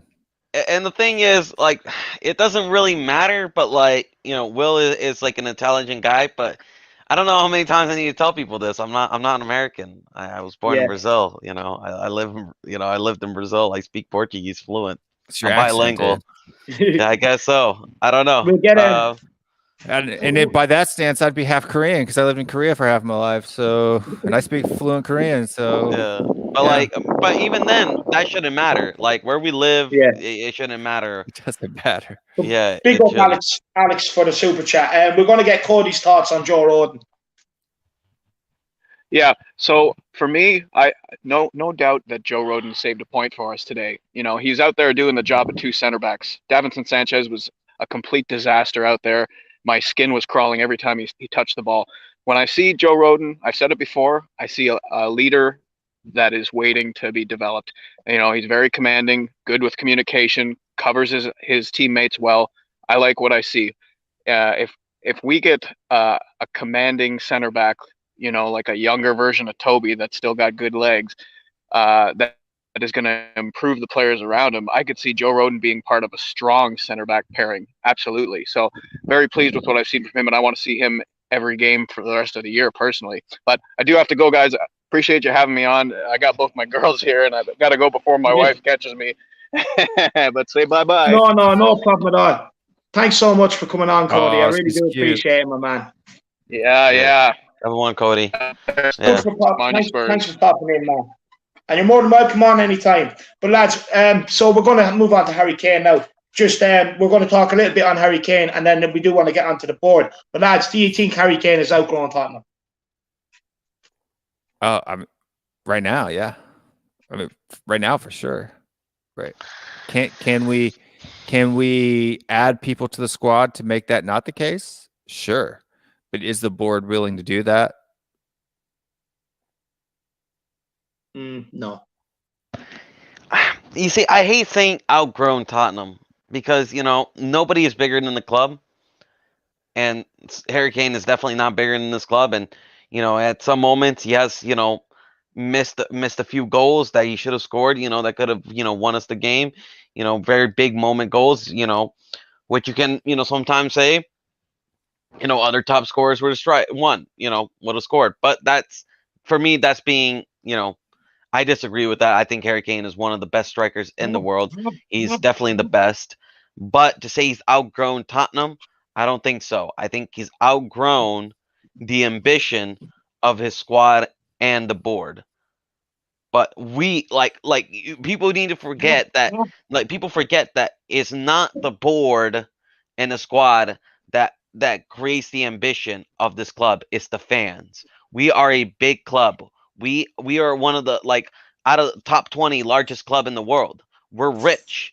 You know what I mean? We're a massive club in London. You know what I mean? Our fans, you watch us go out there day in and day out. We are a big fan base. You know what I mean? It's just we're rich because of the 180 million foreign fans of the club. Yeah, no, and our foreign fan base has grown over the past few years. It has grown massively, and it's thanks to Sonny. But that fan base, some of them will stay, some of them will go when Sonny leaves, obviously, right? But we are growing as a club. We're one of the fastest growing clubs in the world. We need to hold our ambition. It is important for us to keep that ambition. I hear people saying, "Oh, maybe we should just drop our standards." We should drop our standards. That is the last thing we do. If we start, expecting little, and just expecting little, that we're only going to sink lower. I mean, look at Arsenal. Before, they used to just expect Premier League, right? Challenge for Premier League or win it. Then it went from top 4, maybe a trophy. Then it went, let's challenge for top 4, and then it went, let's challenge for top 5, and then it went, all right, let's challenge for top 10. So you keep lowering your ambition, you keep lowering your standards.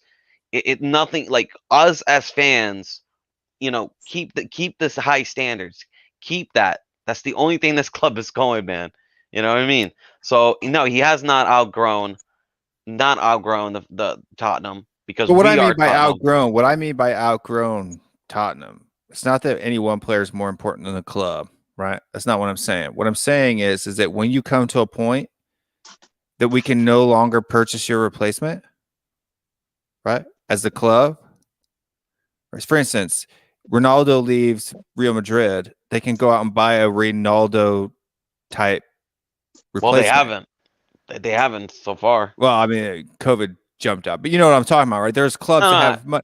So Sergio Aguero leaves City, they can buy a Sergio Aguero replacement. But right? the thing is, we do have the money. Buy a Harry Kane replacement. The thing is, we can, but it's our board that don't have that ambition.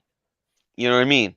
Like, that's different. Like, he's outgrown the board and he's outgrown the squad. That's what I'm saying. Yeah. Yeah, but they're not Tottenham. I don't consider Levy, they own the club, right? They're quote unquote owners of the club, but I don't they don't, for me, they don't share my opinion, bro. They're not they're just there. They're ruining my club. They're cancers. And I'm done with them. I don't associate them with what I believe in this club. And so sit back. So you need to go subscribe to Will Stewart thfc Rants, and then you can come say that to me on my channel and hear what I have to say. I'm being nice because it's David's channel. You have to go up a little bit. He's saying that you're not a real fan unless you've been to the lane. How about no, I'm not getting into that nonsense. Look, you know, me come to my channel and talk to me about that, and I'm being nice because it's Dave's channel. No, look, at the end of the day, that's not true, because there's many fans that it's going to cost them, it's going to cost them a fortune to get to the stadium. There's just as passionate fans all around the world, but just can't get to the stadium because of where they're geographically located. Absolutely nonsense. It costs me more. I'm not buying into that. It costs me more to watch Tottenham on TV than it does for you to be a season ticket holder. It costs me $100 a month. That's $1,200 a month or a year, right? A season to subscribe to all the services so that I can watch every match. Season tickets cost £900. So just for me to watch it costs just as much as it does for you to be a season ticket holder. Just because you're privileged enough to be able to walk to the stadium doesn't mean that you love this club any more than we do. So. Sid Baxter seems to reckon that's not true. He says true fans are the season ticket holders. No, hold on a second. Let's just not give. Don't even give this guy any like. Channel. I'll give you a bunch of attention. Yeah, no, let's subscribe to my channel. Yeah, he's not even worth the attention. Go to Will Stewart thFC rants, and he'll deal with you over there. Yep. Let's get out of here, you moron.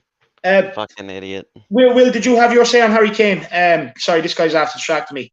Did you have your say? Do you think Harry? You did say. You did have your say on whether you think Harry Kane's outgoing Tottenham. Yeah. Yeah. No, I mean, I just think that he's outgrown to the point where we can replace him easily, right? For instance, because we're in so much debt, because we're not, even if we were to sell him, like Brian says, because of the reality of who our board is and the squad that we have, that's the only reason why I feel that he's outgrown it. It's not that Harry Kane is a bigger name than Tottenham Hotspur. That's not what I'm saying. Yeah, that's just my point on Kane. Yeah, no. I agree with you. Lads, one we want to send Bob Spur on. He wants to jump on there for the last half hour. What's the story, Will? He says, why don't you get a dodgy box, instead of paying for the channels? Because you're ex-military. I'm sure you'd be able to wire it up. Yeah, unfortunately, it doesn't work here, that kind of thing. So, it's all online now. So, yeah, no, that's fair enough. My opinion on Harry Kane, lads, look, I don't ever want to sell him. I really don't. Has he outgrown Tottenham? I don't think he's outgrown Tottenham. My personal opinion is I just don't think Tottenham have matched his ambitions. Match them with signings and stuff like that. But he's a great player. But I definitely don't think he's outgrown Tottenham. I just said I'd throw that question out there to see what people thought. But let's get into it. Marcelo, I know you wanted to have your say on the board. It's now your time. This board is about the most embarrassing, absolute cancerous thing I've ever seen in my entire life. This board is sucking dry a great club with a great history and making absolute mockery out of it. You talk about the 90s being bad, David, but we've actually won more trophies in the 90s than we have won in the 2000s under ENIC, by the way. And we were bankrupt back then. We won the FA Cup in 91 or 90, right? And then we won the Carabao Cup in 99. So we've actually won more cups in our darkest years than this so-called ENIC takeover that has been so successful, that has brought us absolutely nothing but a Carabao Cup and a fucking stadium that is shiny. You know what I mean? Like, it's this board is taking a great club that has so many great fans and such a great history, and they're absolutely running it dry. They're sucking it dry, man. They're sucking this whole club dry of its money. You see Bob Spur coming in. You see Will Stewart giving his time. We see us all giving our time for this club, a love and passion. And this board just comes in and they just take it all away because they do not care about Tottenham Hotspurs. They only care about making money. They only care about the profit. They don't care if we win trophies. They don't care about anything. This is the only club, right, David, that will come out and say, we need to reach our goal so we can spend money. Yeah. What type of shit is that? That's like, you know what that is like? Imagine you're going to do construction, right? And you said, we need to build a building first, and then we spend money on trying to build a building after the building is being built. It's like, hold on a second. You got to spend money to build that foundation. You know what I mean? Like, you need to spend money to build that foundation and then build upon that foundation even further once you have success. Like, this board just try to cut so many corners and try to do so many things that is unbelievable. It's not even smart business. You say you want to do a buy and sell model, you get Steve Hitchen. Are you fucking kidding me? Are you joking? Like, is this a joke now? Or like, are we just like, honestly, they're taking the piss, David. They're honestly like, they're just mocking us at this point. Steve Hitchen, the guy who hates to do his job, and you want to do a buy and sell, you want to do that method. Like it's almost like they're setting themselves up for failure. This is absolute suicide, man. It is all they're doing it all just to save a couple bucks. But it's not. That's not smart business. You need to spend money in certain areas to make more money. You know why you're losing money? On these players, and you're like Levy. Levy is always like, "Oh, I can't sell these players. Nobody wants to buy them." It's because you're a fucking idiot, man. You're a fucking egghead because you fucking got this idiot of a fucking scouts person who gets these guys that are $5 million cheaper instead of spending that 5 million extra month, £5 million extra pounds on like a Bruno Fernandes and getting a player of quality and having him for the season, then maybe selling him for triple the profits, right? You save that 5 million to get fucking Jetson Fernandes. Just makes no fucking sense. And then at the end of the day, you don't make any money, you don't get a quality player, and you lose fucking money at the end of the day because he's shit and you can't even use him. It just makes no common sense. There's no common sense when you talk about this board. Like, I'm sick of it. And what is it? What is it? Like, can we have some clarity with these guys?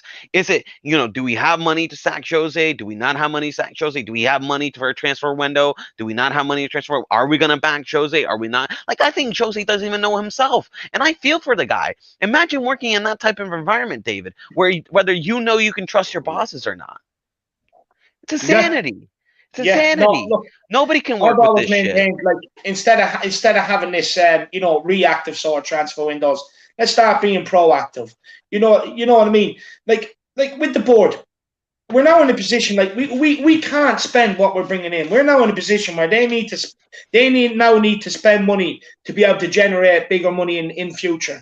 You know what I mean? They need to take a risk now. They need to start bringing in the players. It's clear. Because regardless of the manager situation, we're not talking about that now, but regardless of the manager situation, things have to change at board level. Things have to change on the football side of things.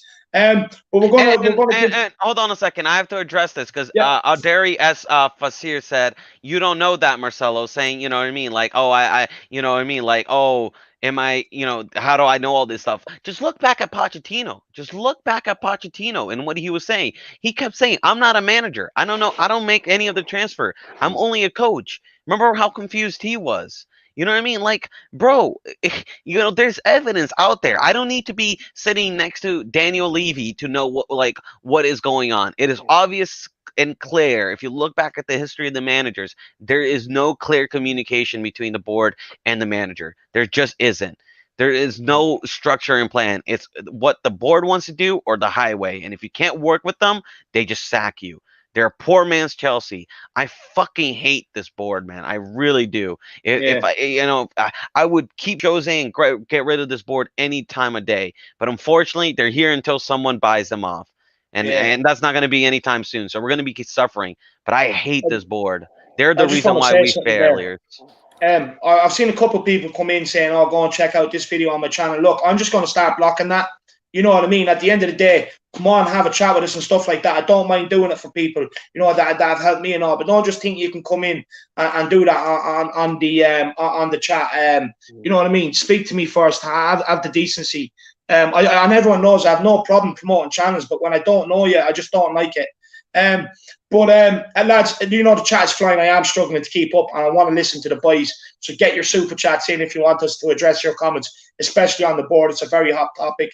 I'm going to give this one to Bob Spur. Bob Spur, welcome, my man. Thank you, mate. Look, have your quick say on the match, and then we are talking about the board. Yeah. So talk about the board, and then we're going to give it to Will then. Mate, I've never seen the focus so much on the board ever by the whole fan base. Is just unanswered questions going from the game today to the manager to our ambition. How the board performed this summer will be the biggest enlightenment to what their mindset is. Do they want Spurs to be successful or not? And I think this summer will prove it. Don't talk to me about the money not being available. We've got the biggest money-making machine in the world as in our stadium. NFL are still going from what I hear. Lady Gaga's still singing. And when the stadium opens up, it's going to be full house. So you want a bit of a backup. You want a bit of assurances with regards to if the money's ever going to come in to pay off a lender. I don't personally think we need a lender, but if we do have to go to a lender to spend X amount of money this season, we've got guaranteed income.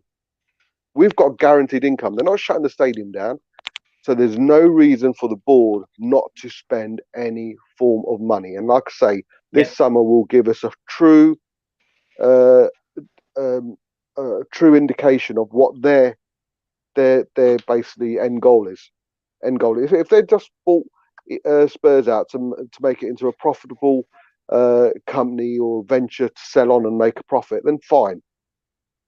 But if all the focus has never been on ENIC the way it's going to be on this summer, and I think it's going to show great indication of where they want to be, where they want to go, regardless of it being Jose, regardless of it being Nagelman, regardless of it being you, David. You know, no matter who the manager is, it's all down to the board, and never has the focus been on the board so much in my opinion.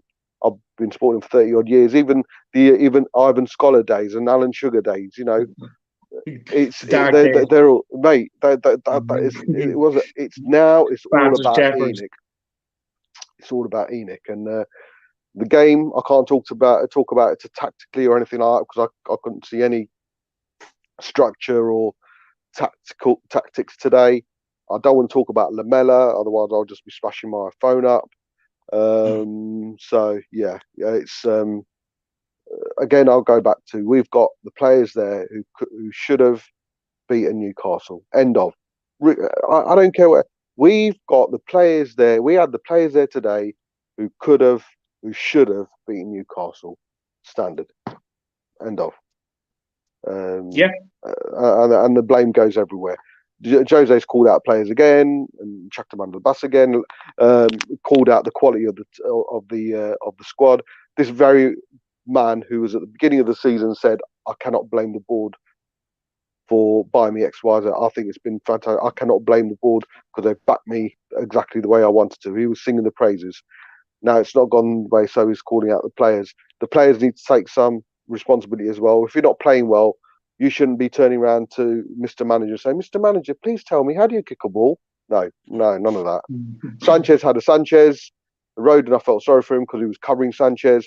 Tanganga had to do the same. The amount of times Tanganga and Rodon were covering for Sanchez's poor pass, inability to head a ball was numerous times, mate. So I felt sorry for both of them being young players. But like I say, with regards to the board, the focus is on the board. Personally, I'm just looking at the board this summer. If they change manager or get rid of players, that's fine. Yeah. That's only noise as far as I'm concerned now. It's the board. Prove a point. Listen, I've had enough. It's time. Stop cutting the corners. If you want to have a model, do it right. Get the right people in. You know, you want to do a buy and sell. Try to get the Luis Campos. Don't get Steve Hitchen. You know, you're cutting way too many corners. You got to remember, Marcelo. He's tied by the Levy handcuffs as well, mate. I mean, don't get me wrong. Hitchen's not getting away with it, but you've got to remember if Hitchen, for example, is coming back to Levy and saying, "Well, I've got a really good player. He's £25 million. Can we go ahead with it?" Levy's going to turn around and say, "No, get me the same class of player for 7.5 million." But the only difference is Hitchen ain't got the balls to say no to Levy, whereas the likes of Mitchell and certainly Campos will turn around and say, "Fuck you, give me the money." But the thing is, what Levy and what ENIC is doing is they're surrounding themselves by a bunch of yes men. But right. Levy and ENIC need to get rid of their dumb, stupid fucking egos because they're not footballing people. They're businessmen, and they need to realize that they're not fucking footballing brains. I guarantee you, I know, like we know more about football than Levy. Levy is a businessman. He even says it himself. He talks about numbers. You know, when you see Levy talks about, you know, Harry Winks, you think he's talking about Zidane. You know what I mean? That guy doesn't have a clue about what football is. You know, he still rates Dele Alli for fuck's sakes. He needs to get some footballing brains in this. You know what I mean? He needs to get a Paul Mitchell. He needs to get someone that understands football, bro. You know what I mean? Get rid of your ego. Have someone that will stand up for you. Maybe it's good once in a while. Maybe you need that. You know what I mean? Because you're obviously fucking up. You're obviously showing that you're not capable of running this club by yourself. So maybe you need someone to stand up for you. I can't work out if Will's actually screen's frozen or he's just dumbstruck by No, today's I think he's suspended. Right, He's suspended. Have you said? Yeah. Go on, Will. Your mic is muted, Will. Yeah. Oh, thanks. Yeah, no, on the board. I mean, what's there to say?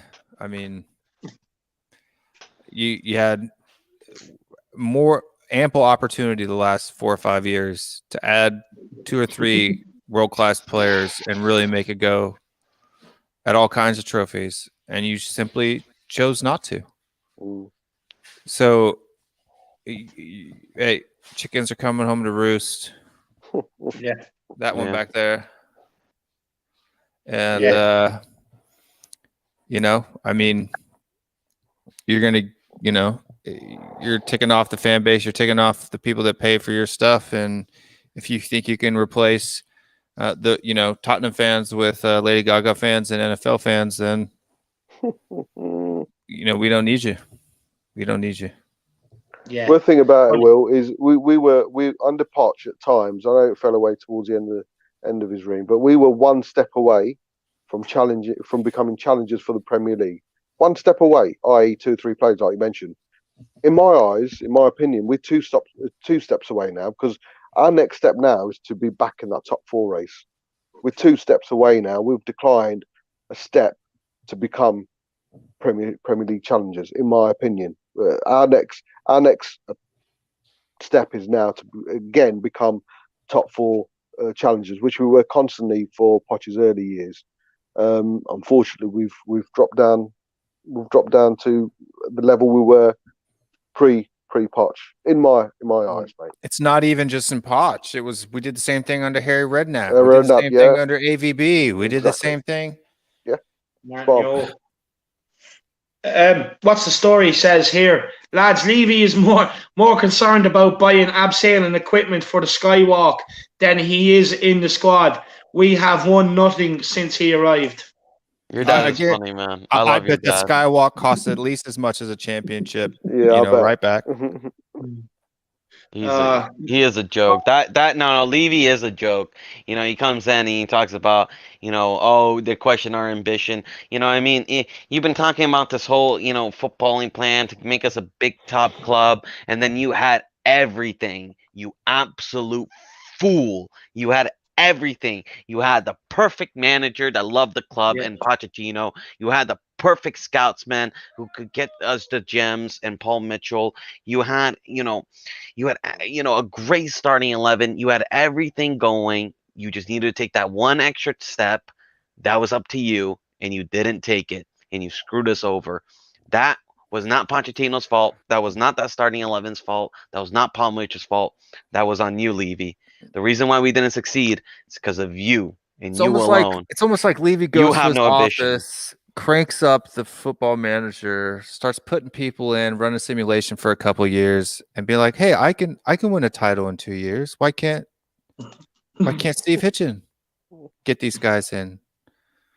Yeah, I mean, seriously, because we are all just right. We're not supposed to. We're not experts. Heck, I'm not even a super fan, but. You know, what are they doing? This guy. How can we see these things? How can Marcelo go there and do like and call out center backs that need to be brought in before it even happens? What are they getting paid to do? How many scouts work for the club? Right? And I'm not going to say that it's the low ball guys. They're probably bringing in lists of players from all over the place and saying, here, look, right? I'm sure that's what the guys at the bottom of the poll doing, that are going in and watching games week in and week out, right? But what are the guys at the top of the ladder doing? I don't understand. It can't be that difficult. Any business person knows you have to spend money to make money. And the amount of money that we've lost by not spending an extra 5 to 10 million here, and granted, I know it's not my money, right? It's not my risk. But come on. Yeah, he's also like, honestly, sometimes I think he's playing FIFA, man. Like, I really do. Like, you know, he went to Inter Milan and asked for, like, you know, to get Milan Skriniar for 25 million plus Foyf. Like, Like, what the fuck are you doing? Yeah. Like, you know what I mean? Circus Soleil. Kev Williams quickly here. He says, no one's going to fork out 175 million for Kane. Anyway, look, I hope not, Kev. I really do hope not. No, but look, you know, it is like Circus Soleil. You know, I think we're the only team in the Premier League where we just don't have football inside. Football and people on the football inside of the game. We're dictated by the business brains. And it's not sustainable. Like, at the end of the day, the whole reason of building the stadium, the whole reason of getting the training complex and all, was to be one of the big boys, was to start competing with the big boys, and being able to, with the revenue, being able to attract players. But that was for a future to be able to sustain that. But there comes a point they have to provide the players to put in there. Of course, they have to provide the players to put in there. Like Marcelo just mentioned, they're business people. Will's just mentioned, if you're owner of your business and you want to see a consistent, first you want to break even and then you want to make profit. You know, it's a no-brainer. And speaking of having Spurs people within Spurs, I can only think of Ledley King, mate. I can only think of Ledley King, who's ex-Spurs involved around the first team. I'm a big believer. Get Glenn Hoddle in as a director of football. Honestly, get him as a director of football. Let him oversee the club. Let him speak to the players and tell them what playing for Spurs means. What having that cockerel on his chest means. Because I'll tell you what, apart from even Pierre, who we've only had for a few months, is showing more for that badge than some of the players who've been there for a while. And maybe that's the concern. They've been there probably too long. But we need Spurs people within, and that includes from the boardroom downwards. And with regards to what we can do sooner rather than later, Glenn Hoddle, get him, even if he does nothing, mate. The fact Glenn Hoddle's attached with Tottenham at the forefront of all things will hopefully make a change. And then he'll have the right to say, no, we need to go this way. We need to do this way. Recruitment, of course, we need Mitchell back. We could do with Mitchell back. He ain't coming back, not under Levy. Campos ain't going to work under Levy because Campos will go and say, right, I've done my world-renowned homework on the squad. We need £200 million immediately to take us to the next level. Levy's going to say, can you do the same job with 20? That's the conversation.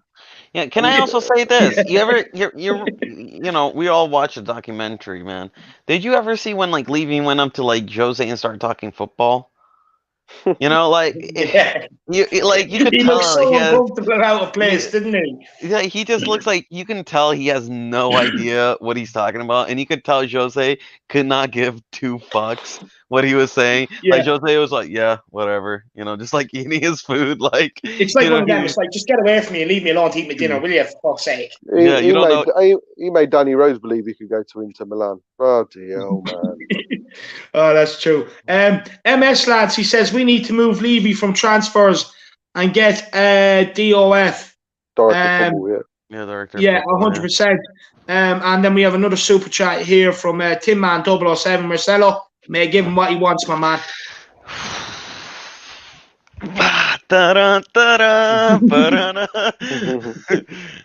He says Levy has killed this club. No manager in the world would turn Sanchez, Dyer, Winks, Davies, etc. into world beaters. If sorry, he's not going anywhere. We need to get over it. We need to get over the fact that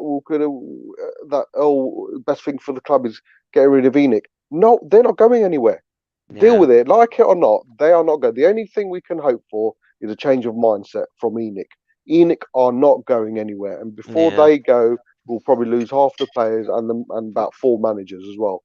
But ENIC are not going anywhere. All this stuff about Levy out, ENIC out, it's all great, and it's great on paper as well. But we need to be realistic, Dave. You know, we both sing from the same hymn sheet. I think all 4 of us sing from the same hymn sheet with regards to the board. Mate, it's not changing. It's not going to change. We need to be realistic about the changes that we can make. And we need to be realistic about the mindset of the board. All we can do is hope, but realistic hope. And ENIC going, mate, is nowhere near really. You might as well ask Scooby-Doo to come in and do a job for us. That's how realistic. Scooby-Doo's likely to come in and manage Tottenham more than ENIC. Enoch going. And he also says, if Harry Kane leaves, we are in a serious trouble. Look, for me, if we lose one of Kane or Son, for me, we're going back to the Martin Yole era where we're getting players of that ilk in. We're going to have a manager of that, and we're going to have to restart a new 20-year a new 20-year process under Levy and Enoch again. They're going to call it the new 20-year plan 2.0. They're going to sell it to us. We're going to have spaceships that deliver you to your seat in the stadium, and people are going to go crazy for it. It's an absolute joke. We can't let it do it. What we can do with the owners is though that we can definitely voice our displeasure. You can stop buying stuff in the club shop. You can boycott games. You know, there are plenty of stuff you can do to hit them in the pocket if you really 1,000% are fed up with it, to try and make them listen to you. Because at the end of the day, if all they talk about is money and all they see is money, well, then why not affect their money? But lads, any you want to have a comment here on Tin Man 007's super chat? Big up Tin Man 007, swell man. Really do appreciate it. Everyone else, look, we're ending off shortly, so get your super chats in. You know, if you have questions for the panel, they also really have the Irish Hotspur really grow as well. So get them in because the chat is flying. But lads, Marcelo or Will, do you want to have a say on this super chat?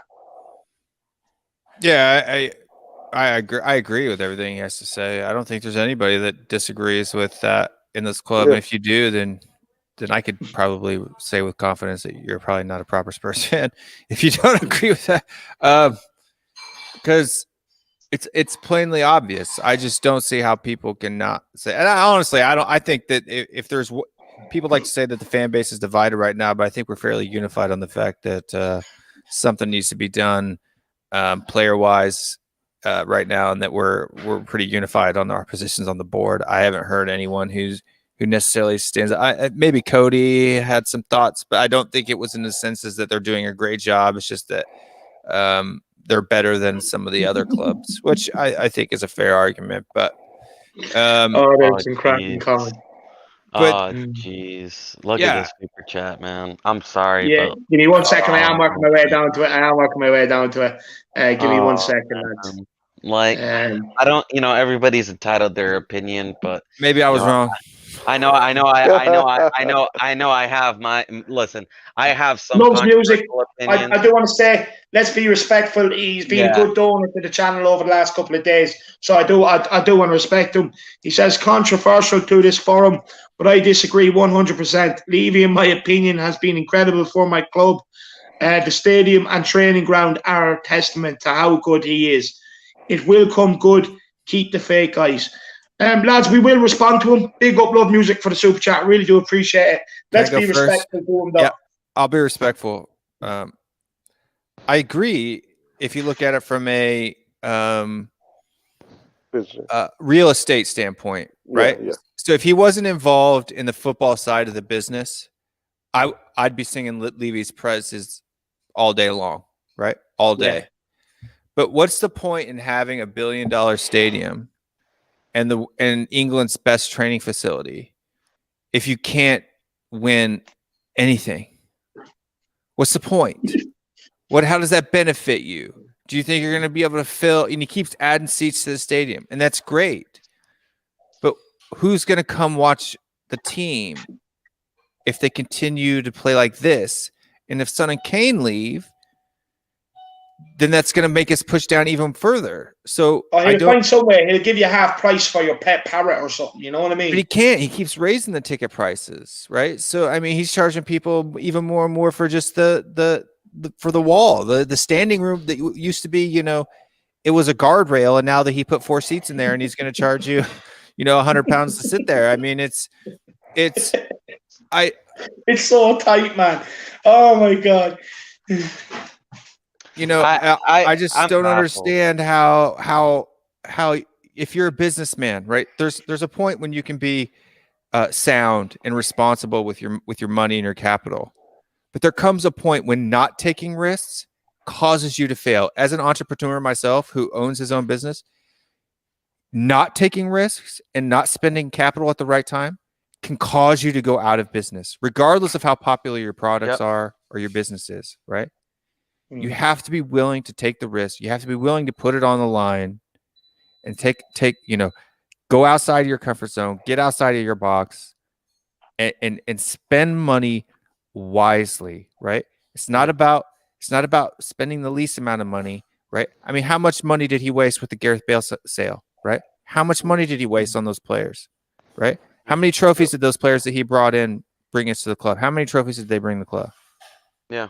No, I agree with I agree with you, Will, 110% about that. He doesn't take enough risks.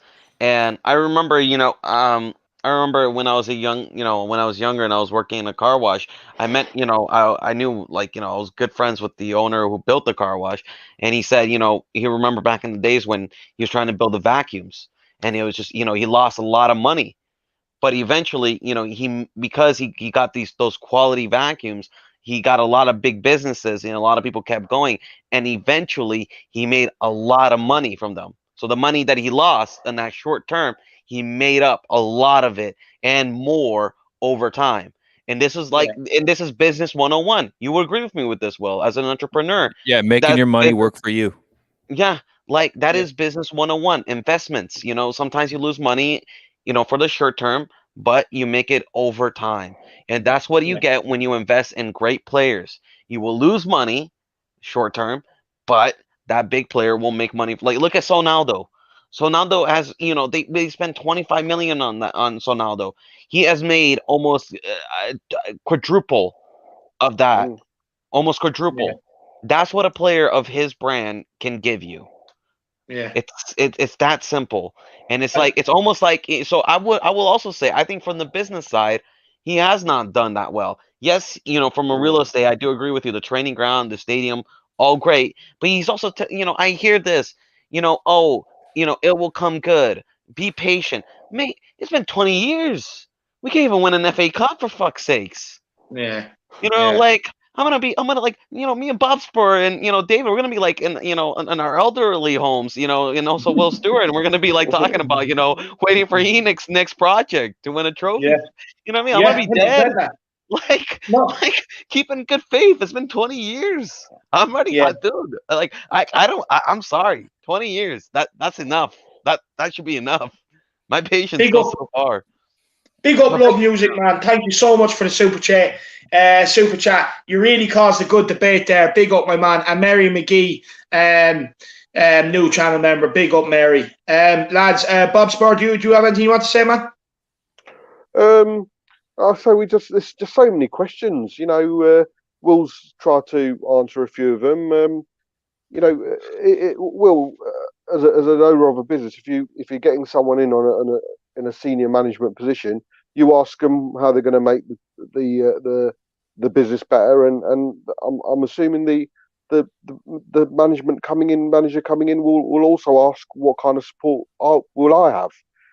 It doesn't make sense to bring Jose in, and I've said this, to bring Jose in and not spend any money. It does not make any sense, because if the board have turned around and said to Jose, your job is to bring through our youth players and be successful with that, Jose will turn around and pick up his CV and say, see these 26 trophies, none of these have been achieved with what you're asking me for. So are you going to give me money or not? And Levy, having wet dreams about Jose for 20 odd years, would have said yes. So now, is Jose going to be proved a liar, or has Jose taken on the wrong job? Yeah, no, I mean, look, it's first of all, no good CEO surrounds himself with yes men. Exactly. Right? Yeah. That is a disaster waiting to happen. You want to, if you're a CEO, you want to surround yourself with people who disagree with you, challenge you. Right? Yeah. Right.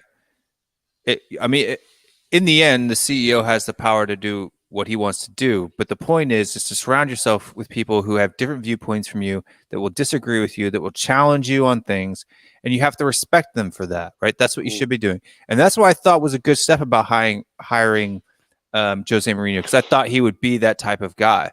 But it's fairly evident now that's not happening, right? Like, in front of the cameras, maybe he tried to make it look that way, but I'm thinking behind closed doors now, it's just not happening. Because when you're in this spot right now, we're at a turning point, right? We're at a crossroads right now at this club, and we can either follow Arsenal, right? They did the exact same thing. They built the Emirates, right? They did all this stuff, and then boom, now look at them, mid-table team. So do we want to follow them? Do we want to follow their lead?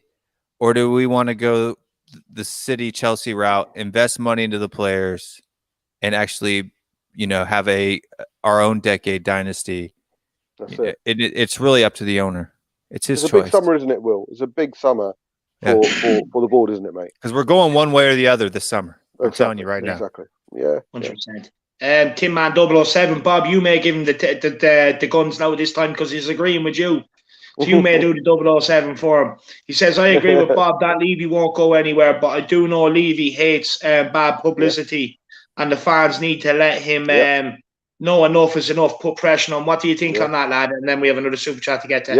Yeah, spot on. Like I just said to Will, it's a massive summer for the board. And like I say, the maybe lockdown, maybe the fact there's so many channels on YouTube now, but the voice has never been so loud against the board. I've never witnessed it. I've never heard it, and I'm sure it hasn't gone past the board as well. So like Will said, it will go one way or another, and like I keep saying, it's the biggest, regardless of manager, players, whatever, the biggest people we're going to be watching as to what they're going to do is the board. It's a massive summer for ENIC and their intentions. I always said this, with Jose. Just quickly, Marcelo, just another super chat here I need to take. Big up Tin Man for the super chat, Tin Man 007. Saurabh Padak says, things I studied in school, every business has a goal, and above that vision. What is the vision of our football club? Do any of us know this? Marcelo, you can take this and then say what you were going to say. No, that's exactly what I was leading to. With this board is when Jose first came in, we all had the expectations that, all right, we're getting the serious guy. We're getting the serious guy, and we're gonna back him big. There doesn't make any sense to get a guy a Jose's caliber. A guy who is known for spending a lot of money and building these great players and getting these big players in with his name. There's no point of getting him if you're not going to spend that type of money, right? So when he came in, we had the attitude that we're going to spend big money. And what it did is it did exactly that. It exposed this board. And I said it the first day when Jose came in. This is going to be good for our club regardless, because either Jose has success in our club and we win big trophies, or he exposes this board for who they are. And they are people without vision. They are people who do not care. They think they don't understand football. They think they can bring in Jose. They have the arrogance to bring in someone like Jose Mourinho and have him work with scraps and have him work with shit players. This is a guy that's used to world-class players. This is a guy that's already proven. Jose has nothing to prove to ENIC, to us, to anybody. He is here for you to give him the top players and to succeed. Simple as. But not only that, too, Levy's proving himself to not be a very wise businessman either. Yeah. Yes. Because I'm going to tell you right, what is the TV rights bonus for Champions League? Anybody remember? It's about 100. It's It's around like 135, 150 million pounds. Yeah, right? exactly. 100. Yeah. 100 so if plus, you'd have spent that extra 15 million pounds to buy Fernandez instead of what's his name? Jedson, yeah. But if you'd have gone out and gone Bruno, big up, Brian. I would have went that extra 15 million pounds, and then you've just made yourself 150 million pounds, right? You invest 15 to take that times 10. What investor wouldn't want a 10x return on his investment? Yeah. No. It's the board are just a joke. They're taking the piss out of every single one of our fans. They think they can fool us with all these business terms, but when you have people that know the business, that know business and understand. I know what a balance sheet and a P&L is. I know what a balance sheet and a P&L is, and I know how to balance it. But any business person who says they don't want a 10x investment or 10x return on their investment. I don't want them to invest in my business. That's for sure. Well, we worked out that an extra £40 million combined would have brought in Grealish, what we were offering, Grealish, Bruno, Skriniar, and most likely Dybala as well. Or Diaz, Diaz, yeah. That's £40 million extra on these 4 players. 40. Yeah. And that was before COVID too. So he's got no excuses for that. So, exactly. Yeah. Well, lads, have you anything else you want to talk about before we do end off? Because we're going here now 2 hours and 10 minutes, man. Yeah. I'll just end off with this. You know, as shit as this game was, Tottenham therapy has been very good. I want to thank you guys for that. And we're still 2 points off top 4. As disgraceful and disgusting and bodiless and spineless we have been.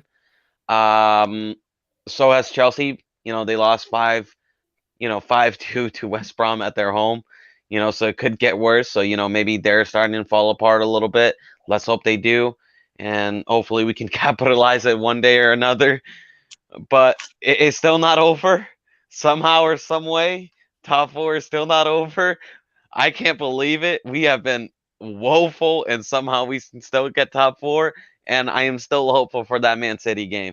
I still believe there's a 10% chance that we can win that game, and a 90% chance that City is going to win that game. But you know what? I am working 36 hours straight just to make sure that I get to see maybe that 10% chance. And you know what? That's the definition of us right here. We dedicate a lot of our time and day to Tottenham Hotspurs, more than they deserve. But we love this club. We love the team. So regardless of opinion, you guys are awesome. And thank you. No, it's been a pleasure to have you, Marcelo. And before I pass it on to the next 2 lads, because I do want to give them a chance to plug their channel as well, the Smasher lads, he says here, just want to say the people you have gathered to your shows are awesome to listen to. And versatile and yourself, of course, keep up your immense work. No, 100%. I fully echo that, Smasher. Look, you know, me, I turn on the camera and whatever, but it's the guests that come on. They're absolutely amazing. It's their enthusiasm for the channel and to get their points across to you guys out there and everything as well. So honestly, big up to the guests as well, but big up to Smasher and anyone else in. We will be ending off. I want to give the boys a chance to plug their channel. But if you feel like it, get your super chats in, show your appreciation for the show and the grind. And, maybe we might take a sneaky late question if there is one. But go on, Marcelo, you've been absolutely brilliant, man. Absolute legend. And I need to talk to you as well about the episode of Frenemies this week. That will be coming out this week, everything, guys. But I'm going to pass it on to sorry, do you want to say something, Marcelo? No. I'll send you. I didn't know whether you were putting your hand up to say something or whether you're rubbing your eye, lad. Yeah. I'm scratching my eye. No. I'll send you a DM about my schedule, and I have some time this week, so we'll get it done. Perfect. Will, do you have anything you want to talk about, and also plug your channel as well, my man? Yeah. So tonight, we'll be going live tonight. I just moved it back to 9:30, just because I need to do a little USA and rub my earlobes a little bit. Sorry, that's my fault, lad. I had you on longer than expected. No, it's all. No, I mean the show wasn't really going to start till 9, so I could have done it either way. But I just need to rub my ears. But if there's anybody that wants to come on and talk to me, look, if you have an opinion, I'm 100% okay with your opinion. And if you want to attack my arguments, that's fine. Yeah. But if you just want to make, statements about, where I'm from or do all of that, we can have that discussion. I guarantee that you're not going to win that one, though. So you can come subscribe over at Will Stewart THFC Rants. We'll be going live in about 3 hours. We're going to have a new guest on from Jamaica. He's got a small channel, Jamaica Spurs fan. And what's his name? Kyle Williams? Yeah. Yes. I like that guy. I like that. He's going to be a good guest. Yep. Kyle Williamson. He's going to be on tonight. He said he's going to come on to the show. Everybody here is welcome as well. You can actually come on the show. The link's going to be in the chat. People are going to be able to, come on and have their say. If you want to argue with me about whether the midfield did well or they didn't do well, please come on and have your say, right? It's easy to throw in a chat here and there, But if you're going to go further than just putting an opinion out, please come on the show and do it straight up, right? Don't hide in the comments with little comments that don't count. So you can come on, we can have a real chat. And I'm not saying that I'm going to cuss you out or stuff like that, but I will talk to you, and I will make sure that you have to use a logical argument in order to substantiate your opinion. And that's all that I care about. But yeah, it's Will Stewart, THFC Rants. We'll be going live tonight, 9:30. Thank you, David, for having us on. Always love coming on here and to chatting with you guys. And come on, you Spurs. No, it's been an absolute pleasure, Will. You know I love hearing you. Thank you so much for coming on and providing that detailed analysis on the midfield today with the heat map. It went down the storm. People absolutely loved it, my man. And big up, everybody, get over, check out Will Stewart, THFC Rants. I even popped on last night, check in on him, see how he was going and stuff like that. And we'll be going even deeper into that same topic tonight on my stream, so... Now, there you go. So if you want more of it, you were all craving for it. If you want more of it, get over, check it out. Absolute great channel. I can't recommend it enough. And big up, Will, for taking the time out. Just before we go to Bob Spur, we have Mary McGee. She says you only get what you pay for. You tell him, Mary. You tell him. No, it's absolutely worth it, isn't it, Mary? Big up. Sorry, Bob Spur, go on. Yeah, Bob Spur TV, relatively new, but... just talking about all things Spurs. We had a few fun videos, but it's getting a bit serious now. So and I'll be doing the day before show tomorrow with Cody Mack. And just touching on what Will says, I've got some mates who are Spurs fans, and I like to talk to them about Spurs, but it does kind of go, off agenda many a times. If they had half of the knowledge what Will has, living abroad, not being in the vicinity of Tottenham, they had half the knowledge, then maybe the conversation would last a bit longer. So, yeah, where are you from? Football has the same language. You can be from the US, Brazil, America, India, whatever. The language is the same. And if you're Spurs, the language is the same. We feel let down, but we want to do better. That's universal. So before you give out some stick, just think about what knowledge you have compared to the person that you're giving stick to. So beware of that. But yeah, Bob Spur TV, pop on, come on. Hey, I hit 100 subscribers yesterday. All right, come on. And we'll reach 200 yesterday as well. Yeah, I'm at 212 right now. And Holly Agambar reached 1,000. It was a day for it, wasn't it? Day of accomplishments. Yeah. That's it, mate. So yeah. But I love coming on here. It's always an honour, Dave. I've always said that off stream as well, mate. I'm honoured to be to come on. So it's all good, buddy. All good. No, again, everybody check out Bob Spur. Absolutely brilliant channel. Look, me and Bob actually started off slight rivals, but we've found some common ground and we get on like a house on fire. Absolutely love Bob's channel. He's growing. Get over, show him the support he needs. Get over there, smash the likes on his stream, smash subscribe on his button on his channel, lads. You all love listening to him everywhere he goes. So get over there and give him the support. We have Kev Williams here. He says, "Can we get? We can get fourth and the cup. Come on, you Spurs." Peter Moore says, "Come on, you Spurs." Mark says, "Big up the panel. Big shout out to all the Spurs family across tonight across the panel." We also have Holly Agambar. She says, "Good stuff." We have Sue Smith. She says, "Thanks for the therapy, guys." Big up, Sue Smith. We have What's the Story? He says, "We're here because we care. Come on, you Spurs. Great show, better than Sky Sports." No, 100%. I definitely agree with you. And there's just a lot of that as well.